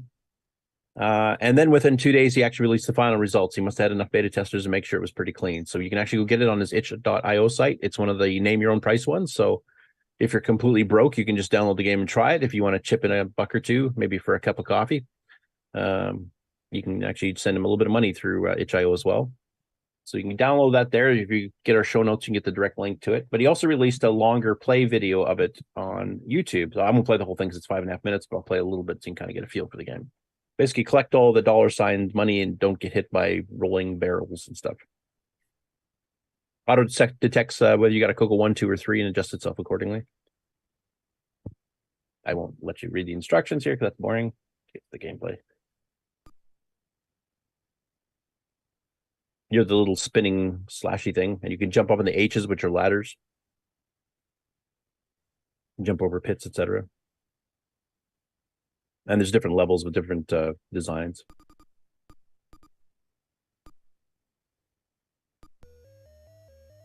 Hookah. He needs to make a CoCo VGA version with custom character sets. Multiple people have suggested that. I don't know if Paul has a CoCo VGA. He probably does, but unfortunately, the CoCo VGA is unobtainium right now because the main chip it uses is really hard to get. Unless Mark or somebody, have you guys heard if those chips are starting to come back in stock? Not yet. No? Shaking Maybe your head. Maybe you can simulate it by creating a second screen, a high-res P mode 4 that then just copies the text screen up to the P mode 4 and try to remember, didn't Sockmaster do that? He made a driver that would duplicate the VDG screen onto a CoCo 3 screen with all the colors. Yeah, probably. I'm not sure. I don't know if it'd be fast enough for this though. Well, it would slow it down a bit, but yeah. But actually, maybe not, because you're not moving the whole screen. You're only moving what? Not 6, really. 7 No, characters you at a time? just And if you that might work. Could be done fast. Because I know Larry Greenfield, he made a version of Clue, and that's how he did it. He just used Sockmaster's CoCo 3 high res, VDG duplicator driver with huge fonts. I think it was like 12 by 8 characters, something like that. Like it fills the whole wide screen, not just the narrow screen. So yeah, that's a possibility. Something that would be possible would be a 64 column version, which would work on the CoCo VGA and a CoCo 3 if you enabled the appropriate bits. Yeah, but I think Paul wants, like all of the games that Paul's released, he pretty well has working on all CoCo 1, 2s, and 3s, which I think is a design goal he wants to maintain. Yeah. Like you'll enhance things if you have a CoCo 3, like better palette sets on Ghost Rush, etc. The more I watch this, it's really impressive. He actually reverses the spin of his of you, the player. Yeah, when you change to direction. make it smoothly run faster in either direction than it actually works. It's really a nice assumed animation there. Yeah, and the barrels kind of blink, so you can kind of keep track of them more easily, and a little bit of he's done a good job. Decent sound effects too. A lot of play value Multi-music, for limited multi-voice music. No, it looks like a fun game. I can't remember how he did say how many levels are on. I don't remember what the quantity is, but there's quite a few. Anyway, go grab it at itch.io if you need the direct link. You can search for the name of the game itself, CoCo Ladder Game, or you can just get the link out of the Discord and show notes, which are already up. I actually put them up early for a change. Okay, continuing from last week, where we saw the world premiere of Cracky, the latest indie feeder game that came out exclusively on the MC10 and 20 other systems. This week he caught up all the CoCo stuff. So we've got the CoCo 1 and 2 version and the CoCo 3 version. So you can get the link for that there. This is the 13th game in this series. So I'll show you what those different versions look like. So here is the CoCo 1 and 2 version of it.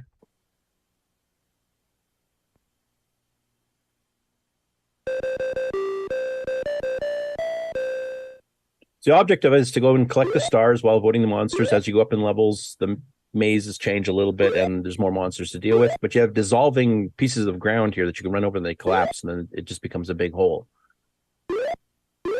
As you'll see as he runs over here.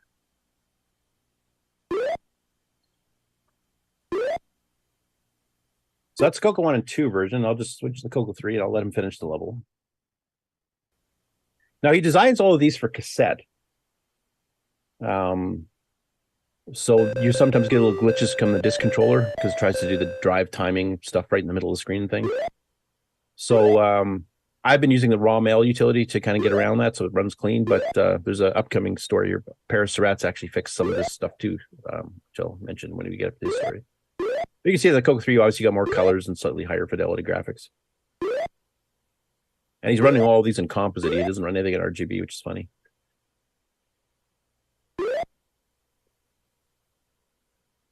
And this is using his generic engine, which I'm blanking on the name. It starts with C. And then you can see a brief preview of the second level. So you can see the mazes get a fair bit more complicated. And now you've got a second monster to deal with. Next up, Chronological Gamer. So the guy you see in the lower right corner of your screen, Jeff will be our guest next week for a full interview. We'll kind of go through. Now, any of you guys that know any other CoCo owners that are cross-platform gamers, maybe see if they can pop by at least in the chat or even join the panel to ask questions and stuff here, because obviously he's covering everything from arcade to home console to home computer, even had electronic stuff like the old Mattel football and stuff he's covered. And he's just getting close to the end of 1981. I think he's in the R's now. Because basically he goes through chronological ones. He has actual release dates, and then whatever's left over that they're not sure when during the year they got released, they just do alphabetical of those. So we're getting close to 1982. In 1982, he's got like 2,800 games. He's figuring out so far at the average number of games he covers per episode, because he does a 1-hour episode 5 days a week. He figures it might take him a full year to cover 1982. And I didn't have the heart to tell him 1983 is going to be much worse. But as he mentions on his blurb, his channel will remain perpetually retro, because if they're playing every single game, there's new games getting released every day. So he'll never catch up. So I was going to play a clip of this one here. One of the episodes that had some CoCo games on from 1981. This is Packet Man from American Small Business Computers, which for some reason suddenly decided to make games, because normally they were selling systems and accounting packages and that kind of stuff. This is a very primitive version of Pac-Man. There's only 3 ghosts. There's no power pellets. It's basically just dodge ghosts. You do the tunnel. But it has a bit of a significance because it's Greg Zumwalt's second ever CoCo commercial game. The first one he did was kind of a Lunar Lander clone, but it's his very first one he ever did in machine language, because his previous one was in BASIC. So ironically enough, he's done a ton of stuff right through into the CoCo 3 era. So he kept going, but this is where he began. So you can kind of see how that one runs. Going to the TRS-80 CoCo, and this is Packet Man. Since we're going in alphabetical order with all these releases, it's going to be P's or lots of pack titles. One, and I think we did pin this one down. I just showed up later, but we're in. The game booted by itself, and so cool. The joystick works right off the bat. Love it when that happens. Didn't have to do anything on the keyboard. Just push the button, and then we're in. The other thing different is you can stop. Does not wrap around, but it is a single maze that seems like it should be larger or it should scroll, but it does not. A lot of dead ends. That's something you don't see in Sound effects are not Pac-Man. Pac-Man. The music is not Pac-Man. It's Packet-Man. There we go. So that part wraps around. And then if you look at the top, this is almost like a trap. You get caught here and the ghost will get you. And then they have long corridors. Oh, no. There. I mean, you can see where Greg, started with, and then he ended up doing stuff like, RoboCop. So he definitely progressed. Now, out of the people on the panel here, how many of you have seen this version of Pac-Man on the CoCo before? Because it's not one of the more common ones from what I've seen. Nah, never seen it. Nobody else? No. Okay. No, Well, I hadn't seen it either. Okay. Well, it's a rare one. We did narrow it down. I can't remember what the ad. I'd have to check on my site there, but it was, I think, around November of '81 it got released, or maybe a little bit earlier, and then his Moonlander came out probably about the summer. So once again, the CoCo had just barely been out a year or less than a year by the time they, learned the hardware, learned the program for it. Of course, the EdTASM wasn't out. So a lot of the earliest stuff was hand-coded, like, Steve Bjork has mentioned with Popcorn. By this time, I think by the time Pac-Man came out, there was a couple commercial ones. I think Microworks had their SD80C or whatever it was called. And I think Spectral and two other companies had assemblers working with it. So that's a bit of a historical one. Greg Zumwalt's first machine language game for the CoCo ever, and one almost nobody's ever seen. Then a second episode, and speaking of Popcorn, which we just showed on the CP400 earlier, we covered this one here too. That was Steve Bjork's first machine language game for the CoCo, which he quite enjoyed, and he knows it's based on Avalanche because he covered Avalanche previously in the 70s, which is the original arcade game it's based on. But he quite liked it. I won't play the actual bit here. And the other one I think he covered on this episode was, I think, Pyramid. Yeah, Pyramid by Aardvark, not to be confused with Pyramid 2000 by Tandy. I won't play that one. It's not one that it's not one of Aardvark's better text adventure games. There's even grammatical errors right on the very first screen, type of thing. So it's an older one. It actually came out in 1980 before the CoCo when they were doing stuff for the OSI machine. And I think even the Model 1 and 3. So, all right. If you're into games and if you're in the history of games, there's a lot of cool games he's covered on other platforms. There's a few I remember from high school from Apple IIs and Pets and stuff like that. There's a few on the Apple II and Pets I've never seen before, and some of them are pretty interesting.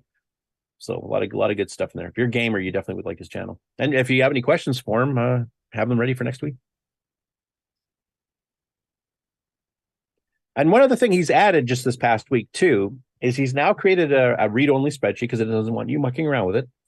But this covers every single game he's covered so far, and he updates it fairly consistently. I'm not quite sure if he's doing it every day, but at least every week.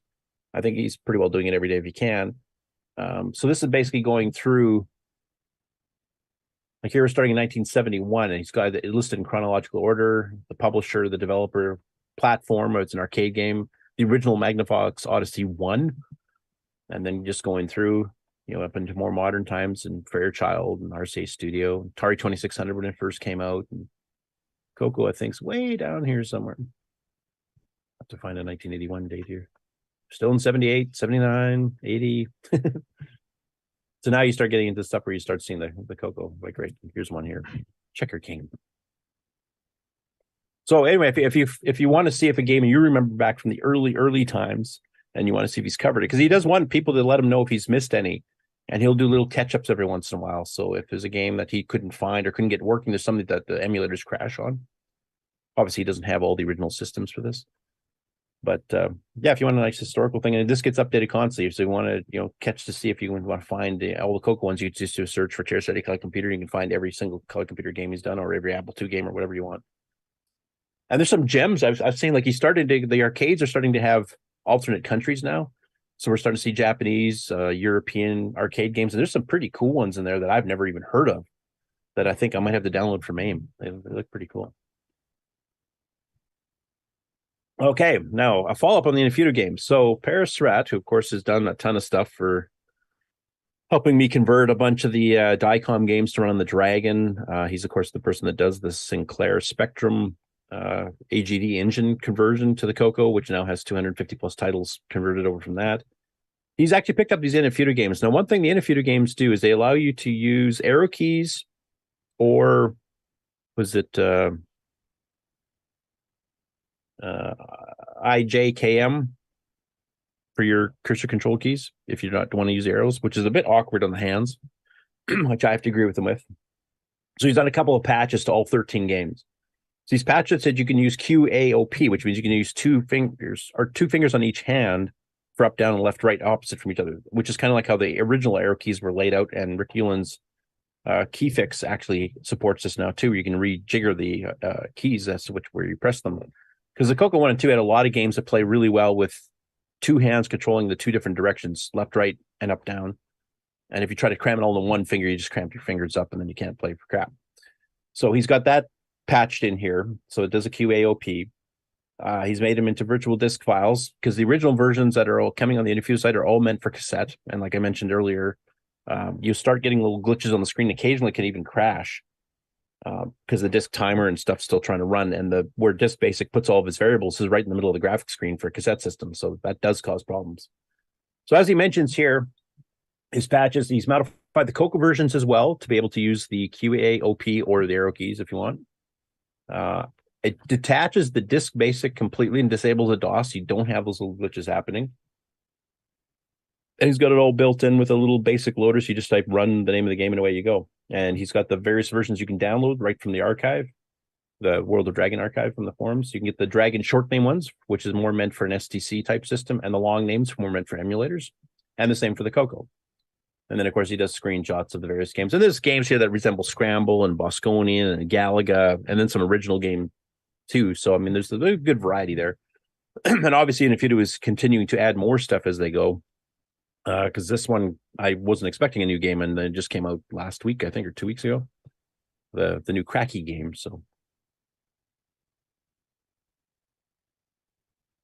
next up, this is promoting my own site, but that's because somebody else did some work and not me. Erico Montero posted recently into the Discord that he has gotten screenshots of every single screen on Tutstomb and Shock Trooper, so you can see the complete maps.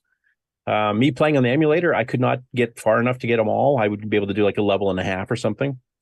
So if you actually want to see what every single screen looks like, here on the Tutstomb one, it goes left to right for each level. So you got 4 screens per level. There's 4 levels. And it shows you like the maps and how they connect when you navigate through. Then you get your treasure, and he's actually got the treasures at each one here at the end too. So you can actually see what they all are. And then you've got, some of these open room ones like in level 4, and then it wraps back and gets more difficult. But big thanks to Erico for posting it up, because I only got up to maybe about where my cursor is here on mine. And then Shock Trooper did the same thing. I didn't realize Shock Trooper only had 14 screens on the 2 title screens here. So, but this is one where you collect the shrinking spaceship pieces, like you get decontaminated in this little thing, and then this thing has a beam come and it shrinks it down. And then it looks like at the end here, after you get past these huge ships here, is that you actually get this saucer and flee out the top.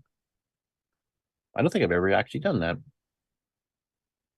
So big thanks to Erico for putting those together. He's actually working on some other ones too. So some of the other games for the CoCo that have like lots of screens, he's going to actually generate the maps and screenshots for them, and then I'm going to make a kind of a big map. Rad Warriors is one that I had partially done on my site. I play it a little bit better because of the keyboard controls, but I still can't get anywhere near what I used to as a youngster. Next up, we have Jim Mullen. He's working on a CoCo 3 arcade game, and it's going to be a Kung Fu fighter style game. He was mentioning it might be like, Kung Guy or Kung Fu Dude. And he was mentioning some arcade games it's kind of based on. So it'll be a side scroller.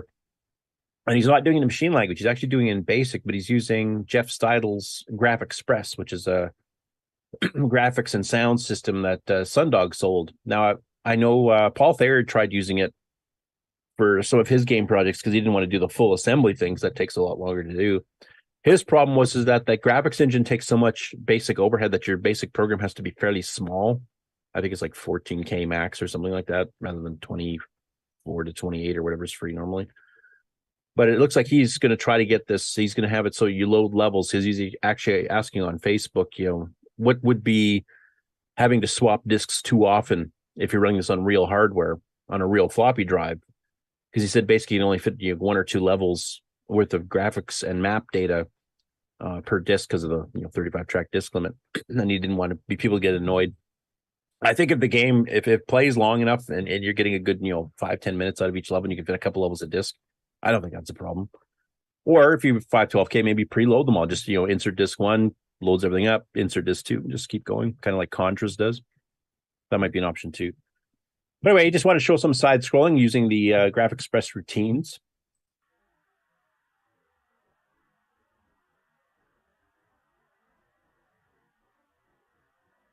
And you can see he's running in VCC here. And running at one. Sorry, Just need to decompress the graphics and load them to upper memory if you got a CoCo 3, you know, if you ask for. Yeah, and the game will require 512. CoCo 3, so you definitely can do that. Yeah, so ask say 512 minimum so it can load up the images so you don't have to keep swapping disks. Yeah. But is he loading the entire screen? Is he? I'm not sure if he's doing some sort of He a wants- tile map thing or what he's doing. We want 16 'cause- grams per image. So that's pretty big. Because I mean, if you did a tile system, I mean, those bricks up there, you only need one tile that could be just repeated to do that entire area. There's 16. Yeah, just you need a map instead. Yeah. Yep. Now I don't know if GraphExpress supports that. I guess that's the question. I Yeah, fiddled with I it a know. long time ago, but I haven't done it since. I know it has like overlay windows and 4-voice music that runs in the background, and does some of the basic graphic routines a lot faster than Basic does. Like drawing in filled box and stuff is way faster under GraphExpress than under regular Basic. But I don't know if it does a full tile map support. I haven't looked into it enough to know. The big fix, since he mentioned emulators and SDC, would be an alternate DOS that let you, use a hard drive image, VHT instead. Yeah, but he wants it to be able to run it on somebody that has an actual stock CoCo 3 with the original hardware too. So he'd have to make two versions then, if that was the case. Yeah, some other people suggest that too: HDB DOS, RGB DOS, for the virtual thing on a real hard drive, or the STC where you can just tell it map this image into this drive slot. Floppy drives. There's always drive wire. Yeah, and then you have serial ports you got to worry about, and it's drive wire protocols, and have your PC nearby to plug it into, or drive wirelessly, or. So that is a floppy drive, 30 milliseconds tapping rate, just a stock CoCo. What do you do? I wouldn't run it at the stock. Even some Tandy games didn't run stock. Sands of Egypt ran at 20 milliseconds. Okay, well, yeah, 6. Okay, it's still floppies.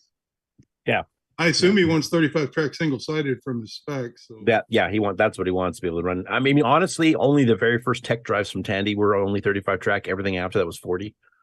Even the full height ones were 40 after the original tech button pushed down to open your door rather than flip the door lid up. But their later ones were all 40 track, and then the FT502 was 40 track double sided even. Of course, this Basic never supported any of that. Backward compatibility, lowest common denominator. No, but if depending on ADOS how he's fixed all that, and it was backwards compatible, and it worked fine on double-sided 40 tracks. So that was Tandy being lazy. They never updated DOS after 1.1. Which, I mean, for me is perfectly fine because they added the DOS command so you can boot OS 9. What the heck do you need all the rest of that crap for? What all that is for? Go ahead, Rick. No, nothing. I was just agreeing. What's all the other crap for? Yeah. Anyway, I mean, for scrolling basically a 32K screen here, that's not too shabby. I mean, Nick, you know how much oomph it takes to move a screen that size around. And this is 6809, not 609. Yeah. Now, I'm guessing in order to speed this up that he'll eventually have, an area set aside for score and spearmen and stuff so that he doesn't have the whole screen to scroll. So we'll get a little bit speed up. That's what Sundog always did with stuff like Warrior King and Kumgai, is that they would have a big banner of the title of the game and, your lives and score on the bottom and stuff like that to reduce the amount of actual screen you have to move around to keep the game speed up, which I'm sure Jim will be discovering. But looks like a good start. and for GraphExpress, that's pretty decent. That's not too shabby. And of course, the author of GraphExpress, Jeff Steidel's guy who did Photon, so he knows what he's doing because that's probably still one of the premier, most impressive games with music and graphics. Definitely. Next up, a game favorite of mine, Dragon Slayer. This is Atomic's game, and the Amigos covered it on their show. And they'll be doing a live broadcast from CoCo Fest. So you'll be able to see them live, and they're actually going to interact with the audience. So you guys will be able to shout things at them about the game and maybe walk up to the mic and give your review of the game they're covering that week themselves. And it should be a fun time. I was actually guested on their show last time at Vogue Fest, so that was a lot of fun. But this way, the whole audience can join in. And Ken, are you still there? Yes, I am. Their show is actually going to be on right before ours, so I don't know if we want to try to barge in there. Sure. We'll crash the live stream. Yeah, I'll just play it. That's just for people who've never seen their show before. They have a thing at the beginning called Ridiculous Banter. I thought this one was kind of cute and funny. It's Dragon's Lair. No, I mean Dragon Slayer. It's not I'm sorry. It's the CoCo Show. And of course, that was a take on the Dragon's Lair, that the famous Laserdisc game, which could be done on the CoCo 3 now, I'm pretty sure. But anyway, they did give a good review of it. And if I remember correctly, Buck Owens actually has completed the game, all 10 levels of 16 screens each, which is 160 screens to get through, and slayed the dragon. And he actually had it up on his Twitch channel, but unfortunately, Twitch only saves videos for a certain amount of time and they disappear. And he didn't think it was worthwhile saving the fact that he actually beat the game. So I'll request right now, Buck, can you play it again and just record the whole thing and save it somewhere like YouTube? Has anybody here ever completed Dragon Slayer? I have not. Crickets, I'm assuming that means no.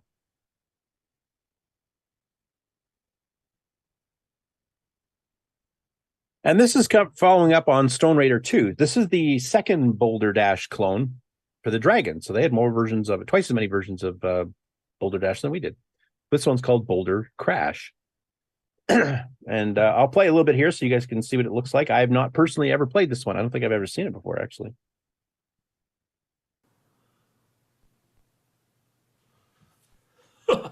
It's got built-in instructions. Let's go. You can change the level, change the timer. Oh, I forgot. Bruh. It's a bit more animated too, like the sparkling diamonds and stuff. So to me, it looks a bit more visually impressive. Though you notice they compress the screen. That same technique we were just talking about with the Kung Fu game, is they've got the timer on the bottom, and they got this whole right side that's your score and power and lives and stuff like that. So the actual scrolling is a lot less.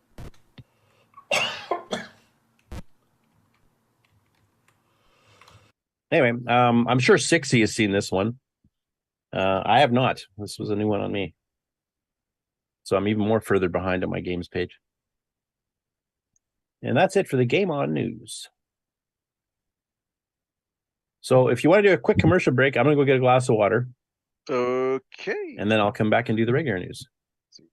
Number 3.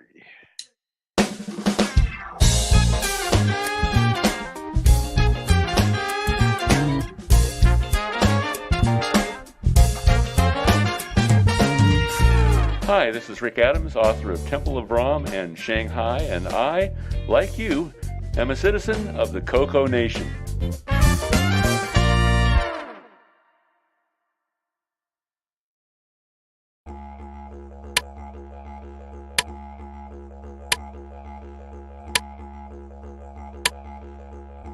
This is not the Joey cereal switch. This is the Joey cereal switch. Control up to 3 cereal devices. Order yours today at cocoman.biz. The music is back.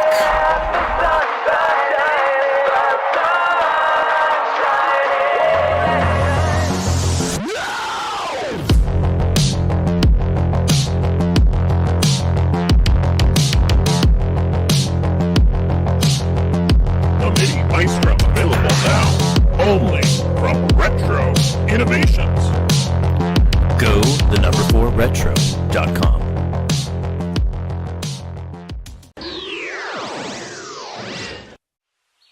For many a year, peace has reigned throughout the realm. In the forest, nothing but ruins of an ancient fortress remain to fuel the myth of the evil wizard. Tales of your ancestors' quest are met with laughter. Mockery follows your warnings. But you know what awaits.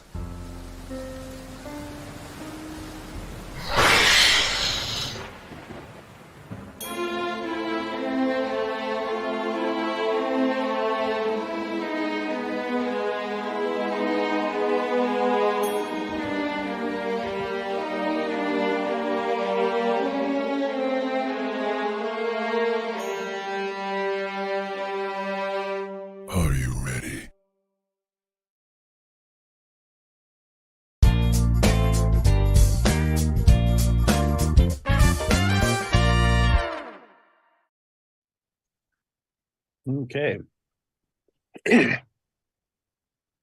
Quick mention from the chat here. Paul Shoemaker is answering some questions about his CoCo ladder game. He said, yes, he was planning on having it so it works in all the CoCos. He wanted to compliment Rick Hewlin on noticing the fact that it does spin in opposite directions when you're running around. And I believe he said there's 6 levels. Let's go back to. Yeah, 6 levels. So there's some information right from the author himself. And now we will switch over to the regular news. So you guys are seeing that post? Yep. Okay, this is going into hardware, so this is beyond the realm of my experience. So you guys can correct me on everything I say wrong in the next little bit. So Don Barber posted on the CoCo list about a You're math. wrong. I don't think we have that kind of time. Yeah, that's true. About a math coprocessor cartridge he has made using the AMD 9511 APU arithmetic or whatever you want to call it processor unit. Supports things like 16 and 32-bit fixed point, 32-bit floating point arithmetic. It allows for faster operations of things like multiply, divide, sine, cosine, arc cosine, arc tangent, exponent, square root, etc.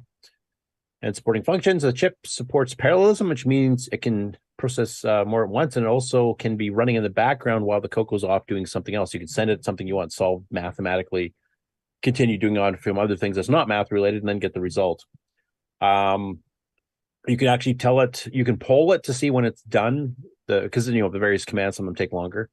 But you can also set up to be interrupt driven, so you can actually tell it to send an interrupt to the CoCo to say the math is done. And this was his original announcement on the CoCo list. And then he's actually got the GitHub. You can actually get everything for it, including some sample source. And here's a kind of a thing of the board. He was mentioning on some of the benchmarks that he was doing that some of the things are running, like he converted it to run with CoCo 3 Basic, and he actually ran some fixed point or floating point math routines, and he was getting like 10 times increases in speeds in some cases, and some specific instructions on it will run 30 times faster than trying to do it natively. And of course, this is running in the background. You not only do you get that 30 times speed increase, but you get to do other stuff while that's happening, which means your actual up speed will be more than that in certain cases. So if you want to do like a real real-time 3D game or something like that, this might be a really cool add-on cartridge to have.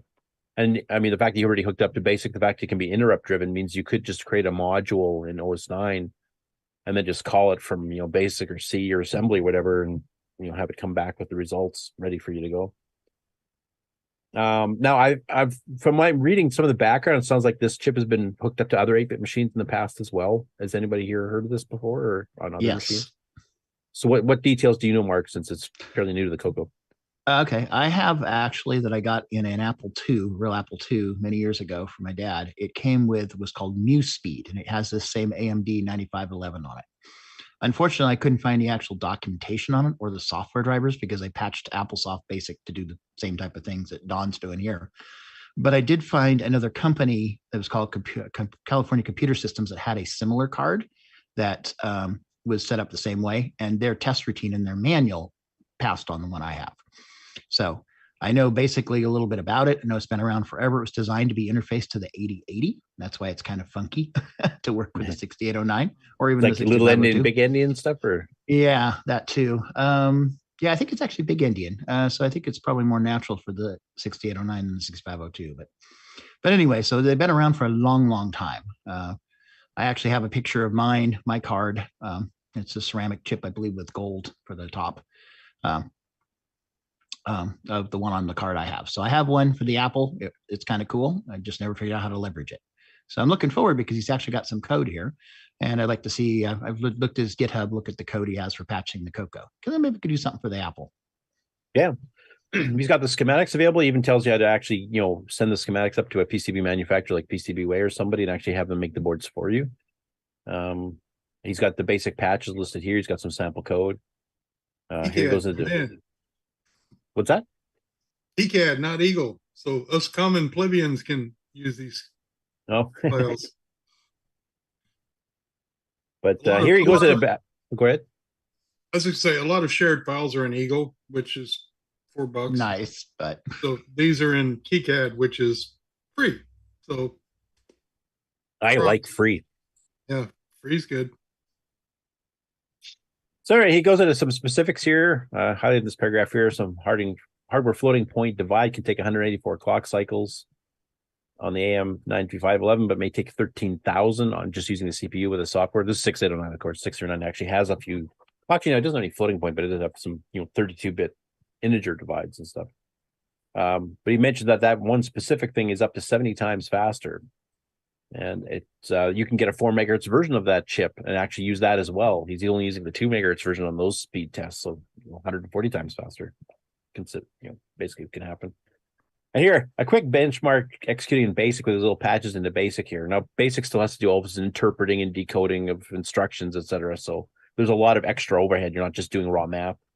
And he's doing a fairly complicated calculation here with square root and arctangents and tangents and multiplies, etc. Stock CoCo 3, 66.808 seconds. Double speed up poke took 32.86 seconds. CoCo 3 at regular speed with the basic patches took 5.95. And a CoCo 3 at double speed took 3.5 seconds. So it's roughly 10 times faster on that particular one, going through BASIC itself with all BASIC's interpretation and variables and everything else that has nothing to do with the coprocessor. So he's mentioning here, compiled code or code written in machine language to see even larger increases, somewhere between 10 and 70 times performance, depending on the activity. And then he's got some dip switches on the board here for addressing it. It takes 4 bytes of IO space. Gives you some sample code, and he's got a whole separate chunk here on patching BASIC and everything else too. So a lot of the research work's been done for you. Basically, if you make this, you've got some sample code, even try fiddling with it. So if anybody wants to do like I said, a real-time 3D game with really accurate 3-dimensional mapping, etc. here, this might be something for you, or something that requires a lot of floating fixed point math. Curtis, what do you call the thing behind me? Window? No. The software program that generates those things. Oh, the fractal. It's a Mandelbrot. Would that work? Would that work with this? Yes. Yes. And make it go faster or bigger? Or Yes. what? Faster, yep. That was my question. Yeah. I mean, it looks like a really cool project. I don't really have time to fiddle with it myself here, but if any of you other guys want to fiddle with it, and especially you hardware guys who know how to build this stuff, looks pretty good. Nice thing is he actually has the optional interrupt. So you actually just add bit 7 set to tell that the instruction you're sending it's going to be interruptible or generate an interrupt, I should say, or not. So it's not like you just turn the card on and you select interrupt mode or regular mode. If you have instructions that are really fast, only take a couple cycles, you don't have to bother having it set up to do the whole interrupt overhead. You can just say, go to a 32-bit integer divide. It'll be done in 6 cycles. So I'm going to do 2 copies of memory locations in the meantime, and then just go right back and read it because you'll know it'll be ready without any interrupt overhead. Or if you have something that's much longer, like some of these, transcendental functions and stuff here that might take, hundreds of cycles, even with this instead of tens of thousands, but just tell it interrupt me when you're done, and then the results sitting there ready for you. So I like the versatility of being able to turn the interrupts on and off by instruction as you're issuing them to the board. And then it goes to a lot of technical details way above my pay grade. So would that work with ease of use? Yeah, I was mentioning, you just have to write a little driver and then just call it as a run, I don't know, math lib or something like that, and then just instead of using the standard basic 9 ones or the standard C functions or whatever, you can just call use these the alternate ones. And just like everything else, strap your multi-pack so you can use interrupts. Yep. Yeah, you'd The probably Mega Mini actually MPI. Go ahead, Mark. I was just gonna say, you probably want to write your driver for the unit so that it would auto detect it, and if it isn't there, then just redirect those math functions to the built-in ones. So Yeah, or you could have a program. function to call a routine that checks to make sure it's there, and it just returns no, it's not, and then your program just loads an alternate version that doesn't even keep trying, because you'd have a bit of overhead if you're constantly checking to see if it's like if you're just calling the library and it has no idea whether it's there or not. Yeah, there's a lot of ways to use it, and there's 10 to 70 times speed increases on doing some of this math stuff. That'd be pretty darn cool. Yeah. So this AM chip, AMD. Is it AMD? AMD 9511. Okay. And this chip is really old, you said, right? Like 80s or 90s? 80s, late 70s. I posted a picture of my Apple card that was designed in 81, and the AMD chip is dated for, I think, 1982. Oh, wow. But it's copyrighted 79. Yeah. I thought it was more like late 80s. Nope. This was designed for the 8080 is what Don said in his research. So I've only found a little bit of stuff on it over the years, but I've got so many other things to do. I haven't delved into it a lot, but hey, I have one for the Apple and it'd be cool to leverage it. It looks like by this link he's got here too, it looks like it was designed to run on the 8080, the 6800, the Z80, or Z80, etc., because it's actually mentioned in their own manual how to interface it. That's cool. I don't know. I never heard of this chip before. So is this called a coprocessor or not? A floating point unit. Yeah, I would call it a coprocessor because it can actually run at the same time. Like Motorola had a fixed and floating point library, but all that was ROM routines. It was basically just 689 code on a ROM, so you didn't have to figure it out yourself. But it still ran as slow as the 689 would do it normally. You'd have to write the code yourself. This is actually a chip that's doing it in hardware much faster than the 689. Think of this like the 8086 and the 8087. This is an add-on piece of hardware. Yeah, this is the floating point chip to go with. But they made it, I'm reading through the CPU world sort of blurb here, and they made it for all kinds of CPUs, but with all these variants. There must be 50 variants listed in here. So, and it's still popular. So cool. We can still buy these. You still buy these too, yeah. So that's rare these days with chips. This would speed up a game if you're programming with it in mind? If the game knows how to talk to this processor, yes. And uses floating point rather than fixed point or integer. Well, no, this supports the fixed point and integer too, doesn't it? Or I read. Well, it might. Would the Vectrex really gain from this? Yeah, probably would. If you rewrote the games or the ROM libraries to call these, yes, it would. But that one, I think all the current math that's done on the Vectrex is built in the ROM. So you'd have to modify the ROM to know about this thing and call it instead. And I think the fine specs 16 and 32-bit fixed, 32-bit float. All right, so fix that in floating point. And 32-bit max? The fixed to float, and vice versa. So yeah, your 32-bit floating point with, it doesn't say how big they. Yeah, it looks like that's what's saying here. 60 and 30-bit fixed point, 32-bit floating point arithmetic, including add, sub, mul, div, sine, cos, a bunch of other transcendentals, power, square root, logarithms. Doesn't a PC do all that? Later ones do. Does now. Right. Okay. Well, in the old ones, like I said, you had the processor and the math chip. Yeah, like the 286 and the 287. Yeah. 287, yeah. My question is, couldn't you drive wire all this stuff? Well, the idea is to do it on a CoCo, not to do it on a Pi and call it a CoCo or something like that. Yeah. Because everybody's doing it on a Pi. Actually, in that case, it probably runs slower because now you're limited to the speed of talking over the serial port to get your results and to send things up to the chip to do. Whereas this would just be in hardware, bang. Yeah, bus speed versus drive wire speed. Yeah. Because even a CoCo 3 drive wire maxed out is 115 kilobits, which is how many K per second? Because I can't do math with my cold. Just move the decimal place. 20K, 24K, 30K, somewhere around there per second. By 10 for bytes. How about 11.5K? But these are all just numbers. It's always numbers, Ron. Well, it's not just doing the math. You got to get the number in and get the number out. Yeah. The thing is, if you're going through the bit banger, you have to send bit 1 of your byte to request this. And that's going to take multiple bytes to say here's the value I want you to do your computations on. Here's the instruction I want you to do. You have to send those out 1 bit at a time. So it's going to take you 9 bits, 9 writes to the serial port to get the first byte out. And then you have to send 4 bytes of actual numerical data for the value you're trying to do, possibly more than 1. And then you have to send the instructions for the actual instruction itself. So you're going to be doing like dozens and dozens of writes to the bitbanger port just to set it up. Whereas on the hardware card, you just write each byte 1 at a time. So it's 8 times faster. Okay, one other question. Since we learned last week that our computer is analog, so this is just adding another analog to it. Yeah. We'll put a really, really, really slower analog to it. So we're looking at their timing, and yeah, there's 6 million nanoseconds difference. But if you try feeding that over a serial port, you lose all of your advantage and then some. Yeah, you'd probably run slower. I don't know what the hell I just said. So 15-minute warning. Uh-oh. Oh, I better start Fuel chugging dump through this. done. Asparagus. No more questions. Okay, next up, Pedro Pena has put up instructions for installing the pepper board in a CoCo 2 or 3 to replace the salt chip, which is unobtainium. So he gives complete instructions because he had some people asking questions about it, and with detailed pictures and everything else, which is really, really cool. He's also got them available on his web store now. So if you don't actually try to make them yourself, you can actually order them. So Pepperboard version 2 is $30. I don't know what the difference between version 1 and version 2 is. Does anybody know? I didn't even know there was 2 versions, to be honest. You can't ask these extra questions because it takes time away.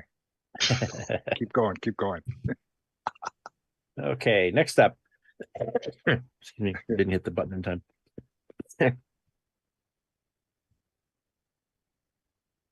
Tier City Retro Programming is working on his Ultima game, and he actually did a little demo here of his intro screen, and he actually draws the title in cursive, which in BASIC, that's, well, even in assembly, that'd be a pain in the butt. So I'll just play a little mini clip of it. Somehow, the time we just did the animation up there with the CoCo, it's being written in cursive, nice and slow like that.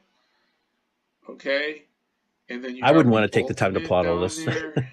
and the sword down here and the spell book. Anyway, this is the start of the game. He's going to do one in BASIC that's kind of an Ultima style game, so that'd be kind of cool. But I like the fact he takes the time to do all these little effects like that. Like, I just don't have the patience.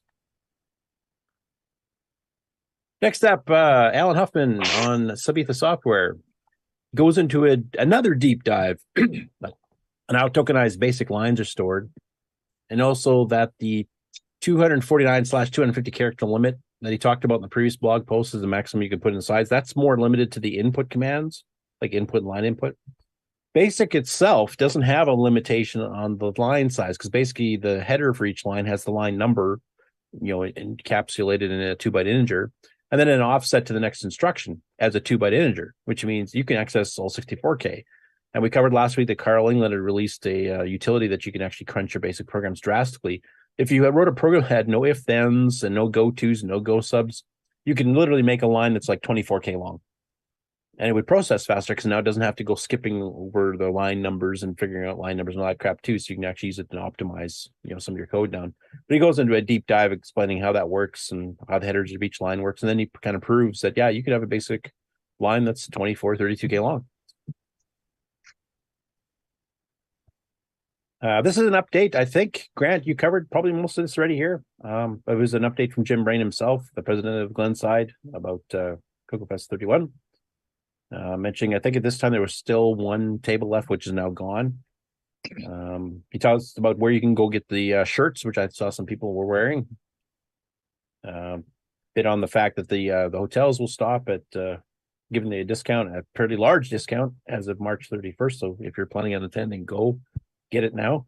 And the deadline for securing a spot at the Saturday evening dinner buffet is April the 14th. That's still the right date, I hope, Grant. Is Grant still on the call? Yeah. Okay. No bid auctions back this year with Jason from VCF Midwest. Will be running the auction once again, or at least being the MC. Have you guys got a fair number of donations? Yeah, actually, we've gotten quite a few.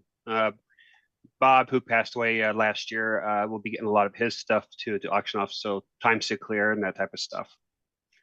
Okay, so this will be a good auction for even non-CoCo people or people that have multiple machine interests. Exactly, and I think there's been talk of some of his ham radio equipment too might be sold at the show as well. So, is it? I heard a rumor that Brian's buying it all. Not the ham stuff. He's pre-ordered the whole lot. Yeah. And he also mentioned some of the presentations, like the seminars and stuff here, since we just got the schedule. Jam session. I do know Fred Provence had mentioned in the chat he's bringing some instruments. I didn't realize it, but Frank Linares actually plays guitar too, so he's bringing his guitar. So yep. So you guys will have a might actually have you have a room all to yourself, so you guys can sing and play as badly as you want without interfering. Well, I think with some of these better caliber musicians, it might actually be bearable. I better bring a good guitar this year, huh? I'm gonna bring a cowbell. I don't have enough room for my double neck in the car. Now, this one I don't know as much about. This is a post on Facebook from Kathy Sita, which actually I think is it her or her husband that actually does these posts? I can't remember. There's one couple that they only have the one account on Facebook, but there's another one where they actually do have separate. I can't remember which one this is. My apologies. But there's this thing called the Assist 09. It's MS Basic. It's a little tiny square board with a USB plug-in. I'm assuming for both power and probably communication stuff. But it's basically 639 or 639. They actually have versions of this with overclock 639s at 5 megahertz. Basic in a ROM, and it has a 6850, so you can run it through a serial terminal or something like that. And I think it even has a PIA for doing some external communication stuff. And apparently there's a bunch of different versions of it you can get. I don't know too much about the project because I'm not a hardware guy. I don't know if any of you guys have had a chance to look through this at all. I posted it on my Brown's Garage. Yeah, I took a look. It's a cool little project, but did I miss anything? Nothing I can really do with it. And then some people are actually talking about using these as badges. I think these are probably a bit more expensive than an average dead chip badge. So we'll have to see what the cost would be. That'd be kind of cool getting a whole computer as a badge.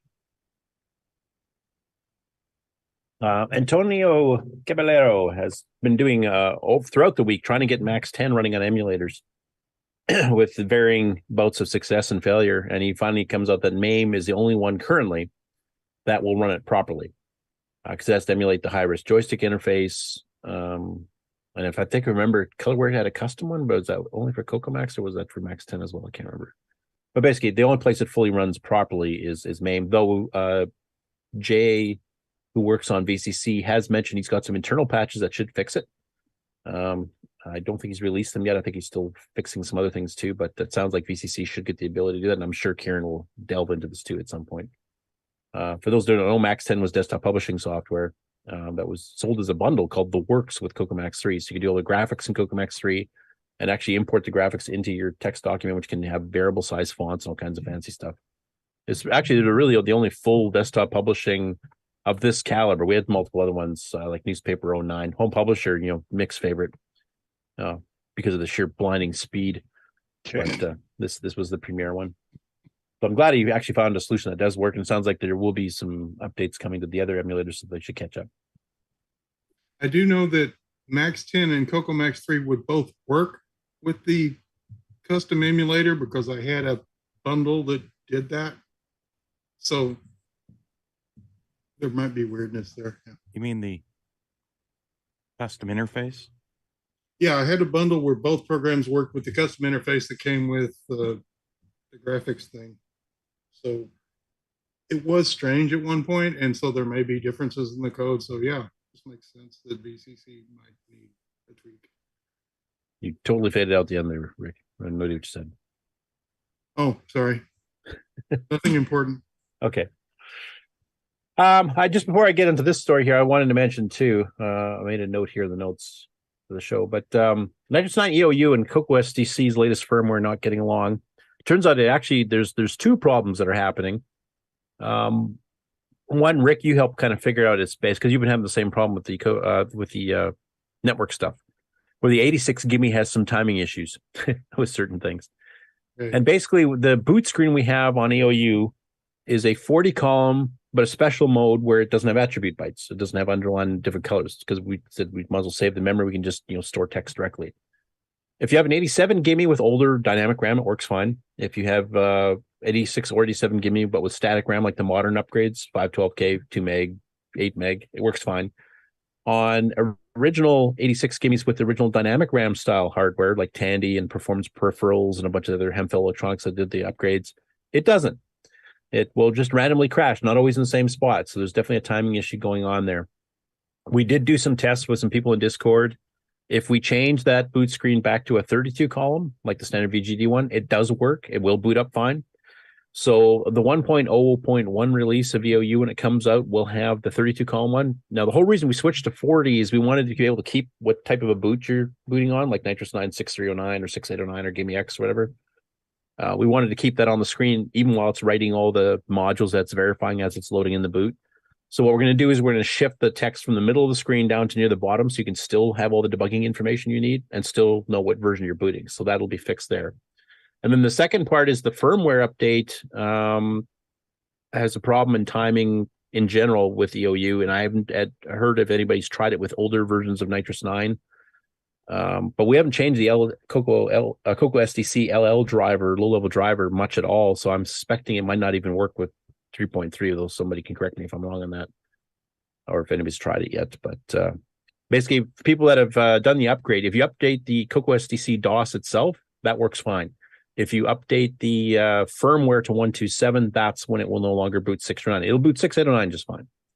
So that seems to be a problem in the SDC firmware upgrade itself. But the other unrelated problem, which I thought was related at first, is the old 86 gig with dynamic RAM. So if you're having that problem, there will be a patch coming out to fix that. So that's no longer an issue for you. Okay, so wait a minute. So are you saying that you're going to have a patch for the not booting 6309?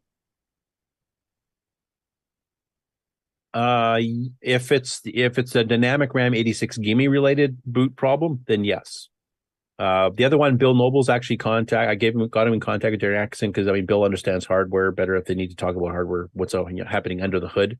And also he's worked in the L CoCo SDC driver a lot more than I have, so he's more familiar with it.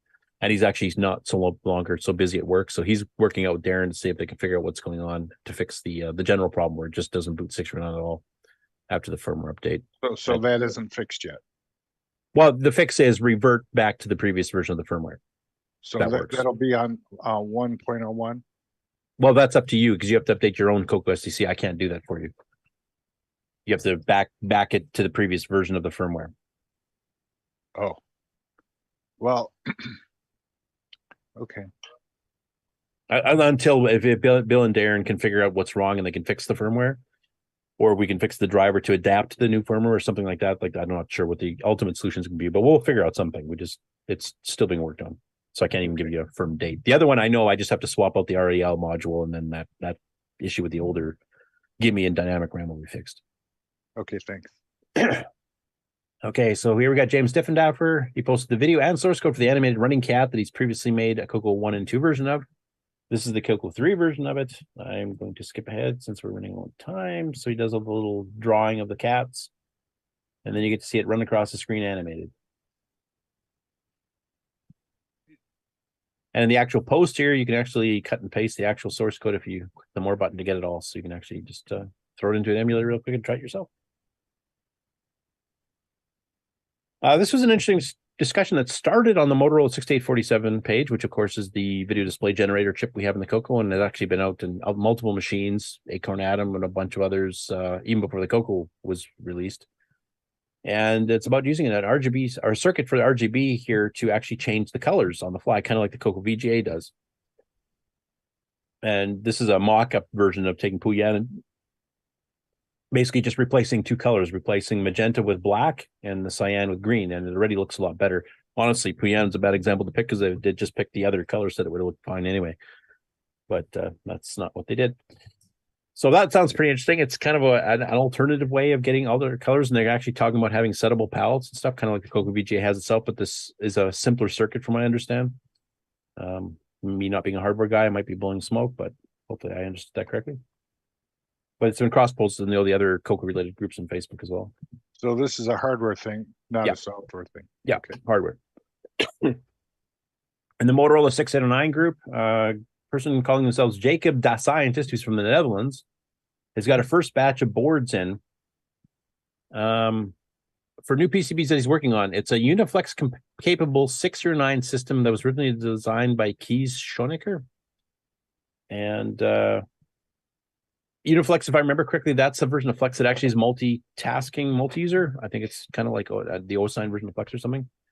And there's some talk there that with some special drivers, you probably get OS9 running on this too. And I think this one he's actually had overclocked to 4 or 5 megahertz on the 609 too. So that'd be a pretty awesome system. That's the whole computer, that little board. So nice and compact. Simon Jonasson, he uploaded a demo of a Wave program that he gotten from somebody on the CoCo side. He's got it running on the MC10 now. So he's uploaded the actual cassette file you can download if you have an MC10 and actually load it in with the STC32 ROM. And you can get that off the Facebook MC10 group. And then he's got the actual video demo here itself. So I'll just play a couple seconds of it. You can see what it does. It's one of those, animated graphic demos. Looks pretty cool. Gives you a kind of a 3D effect. I did some testing for him on that. Yeah. Well, the thing is, like in Europe, the demo scene's huge. And we never really got into it as much. I mean, we've got some musicians and stuff that use a lot of like the Nintendo sound chips and stuff, but the demo scene never really took off that much, and the CoCo even less so. I mean, less than other American-based computers, but for some reason we just never really got too much into the demo scene. Sockmaster, Alan DeCock, and a few others have done some demos, some pretty damn impressive ones. But usually we actually wrote code to do actual work or games or whatever. So I don't know why that difference exists, but it does. On to some Dragon news. First one, Mike Miller. He's the person who programmed the All Dream assembler package for the Dragon, which is, I've heard multiple people tell it as being the best assembler for the Dragon, bar none. And he actually came in and posted his entire history. He was working with the 6809 even before the CoCo and the Dragon came out. And then he's going through his history there, how he started doing stuff for Ham. He did a lot of 69 programming for Ham stuff, for the Dragon specifically. And he was selling that stuff up into the mid-90s, which I had no idea. So he kind of goes through it all, and there's a picture of the box they sold it in, an Acorn 609 upgrade board, etc. So if you want a bit of a history on that assembler package and a history of the developer behind it, it's quite a fascinating read. I'd love to get him on one of our next Dragon specials. Next up, Mark, you might be able to help me a bit more with this one too. Tony Vincent posted this up, and this is called the Teledon graphics system. This is an Apple II card to do graphics for graphics terminals, not raw graphics to a screen, but graphics terminals. And it's kind of a coprocessor board like we were talking about earlier, but it's actually driven by 6809 with 16K of ROM. And yeah, I've never seen one of these before, and I have collected and seen a lot of various weird Apple II hardware. So it is cool looking though. Because it sounds like it's got a fair number of fairly advanced features. I don't know exactly what graphic terminals it specifically is compatible with. You mentioned Teledon video text terminal, but I don't know if that's the name of it. That's the name of the board too. So I'm not sure exactly what that does, but it sounds like it's got some pretty good selection stuff like arcs and circles and polygons and fills, like blood filling, 15 color palette, 8 sizes and 4 rotations of text and all kinds of stuff. Yeah, obviously, if it's just serial, then it's either pre-crunching the data, rendering data or whatever, and then sending it to the serial link to the terminal, kind of like an advanced, not just a character mapped, but graphic mapped. So yeah, that's what I gathered. Tektronix made graphics terminals way back in the 70s. They were expensive. I mean, yeah. Where's that one online? We had the people that are doing the. Yeah, Irata. Yeah. That's another one. That was one that wasn't seemed to be well known, but man, they really were on it too. Even in the 70s, their Irata 4 or a Plato 4 system. I mean, they spec'd RGB color with 24 bits. Even though they had no hardware that would support that. That's what they was all spec'd for. Well, so a lot of the comments seem to think that this is a graphics card for the Apple, and it's not. It's a graphics terminal that runs on an Apple. Yeah. Which is a quite different beast. Yeah, I agree. A couple comments in the chat I just want to quickly cover because I know we're running short on time. Mikey says that Uniflex is a strange mashup of Flex and Unix. And he also says, and yes, it does run on Gimmicks SWTPC. That's Southwest Technical Products. Machine 609 with MMU. James Jones says Teledon turned into NAP LPS. It's resolution independent, which is kind of cool. And there's some talk about the coprocessors for MAP, but that's all Intel stuff, so I don't care. Although I will mention that the founder of Intel just passed away at age 90. What was he, 91, 94? 94. Like yeah, Moore, the guy behind Moore's Law. John Whitworth, Dragon Plus Electronics, posted an update. He's got his new batch of Dragon RGB boards. He's just finished programming the CPLDs for it. And he's just finishing those up. And of course, he's a person that was away for quite a while getting cancer treatments, and things seem to have gone really well. So he's kind of back up and getting hardware back out again. So congratulations, John. Chris Poacher on his semi-private Microdeal the 8-Bit Years Facebook page found some old ads. The ad I've seen before. It's the first full color ad Microdeal ever did for the Dragon, and this would have been not long after the Dragon was announced. So I'll zoom that up so you can kind of see what that looks like. These are almost all American imports because the Dragon got to hit the ground running with some software of decent quality right off the start because they just took stuff from Computerware, Spectral Associates, Smart Data Products, etc., and just relabeled it because they're already done. So Flipper, I think, was from Color Software Services. Escape is Ken Kalish's game, also from Color Software Services. Space Monopoly, I think, is actually Star Traders from Spectral. Mansion Adventure, I think, was an original on the Dragon, and Alcatraz 2 is, of course, my Kiwi game that Spectral sold, written in BASIC as well. But basically, that was the first stuff coming out. And these ads were in 82, so this is the very beginning of the Dragon. But he also found this Microdeal Dragon 32. This is a catalog and order list for retailers, basically, and it goes through all the different games that they have available. Mentions whether they have sound, whether they need joysticks, that a brief description of the game. And there's a fair number. You'll recognize a lot of these titles. Space War, of course, Defense. Spectral. Yep, your favorite version of Missile Command from Spectral, Plan Invasion, which is Defender from Spectral, Scarfman, which is Cornsoft Groups, 4K version of Pac-Man, surprisingly enough. Since the Dragon came with 32K, they could have picked better ones. Some of the adventure games, etc. Program packs, which from what Mike or Chris Bocher was saying, most of these are like T&D software cassettes. They just took the best of 6 issues or something and bundled them together as little program packs and cassette. They had small and large joysticks available for the Dragon, which I didn't know. I didn't know I had 2 different sizes. Light pens. Another one of the program pack compilations. And then the actual price list for all that stuff. And this price list would have came out probably September, August of 82, right when the Dragon was getting announced. Like, this was launch titles, not from Dragon itself. So that's a bit of history there too. So that's cool. Ars Technica, one of my favorite technical sites, so I don't get to read as much as I used to, did a little special they just released here yesterday, actually, called EGAD, 7 key British PCs in the 1980s Americans might have missed. And they got the usual suspects like the Sinclair ZX Spectrum, the ZX81 they mentioned there, BBC Micro, Spectrum 48K, and the Dragon. They actually put the Dragon 32 in there and mentioned the Dragon 64 as well. And they mentioned the fact it was mostly compatible with the CoCo and stuff too. So, yeah, it was kind of cool to see the Dragon mentioned as, one of the top 7 machines that people in the States should have known about back in the day. And that's it for the news. Did I make it in time, Mark? Yeah, I'd be okay. We just don't dawdle. My voice is starting to give out anyway, so... Yeah, so it's no outro. Waddle. I thought that was our next segment. Okay. Yep. Let's go ahead and do the outro. Gotta have that. This concludes another episode of the CoCo Nation, the world's leading live interactive talk show featuring the Tandy Color Computer. For all things the CoCo Nation, visit us on the web at thecoconation.com. We'd love to hear from you. Send feedback, suggestions, even segments via email to show@thecoconation.com. The CoCo Nation Show would not exist without the community and its cast and crew. The CoCo Nation theme song, copyright 2022, D. Bruce Moore. Mixed, mastered, and produced by D. Bruce Moore. The CoCo Nation is over. Join us on the CoCo Discord server. CoCo forever. Oh no, they broke it. Uh-huh. So we're being accused of being slackers. By Only having a 2.5-hour show. We'll make up for it next week because we got an interview.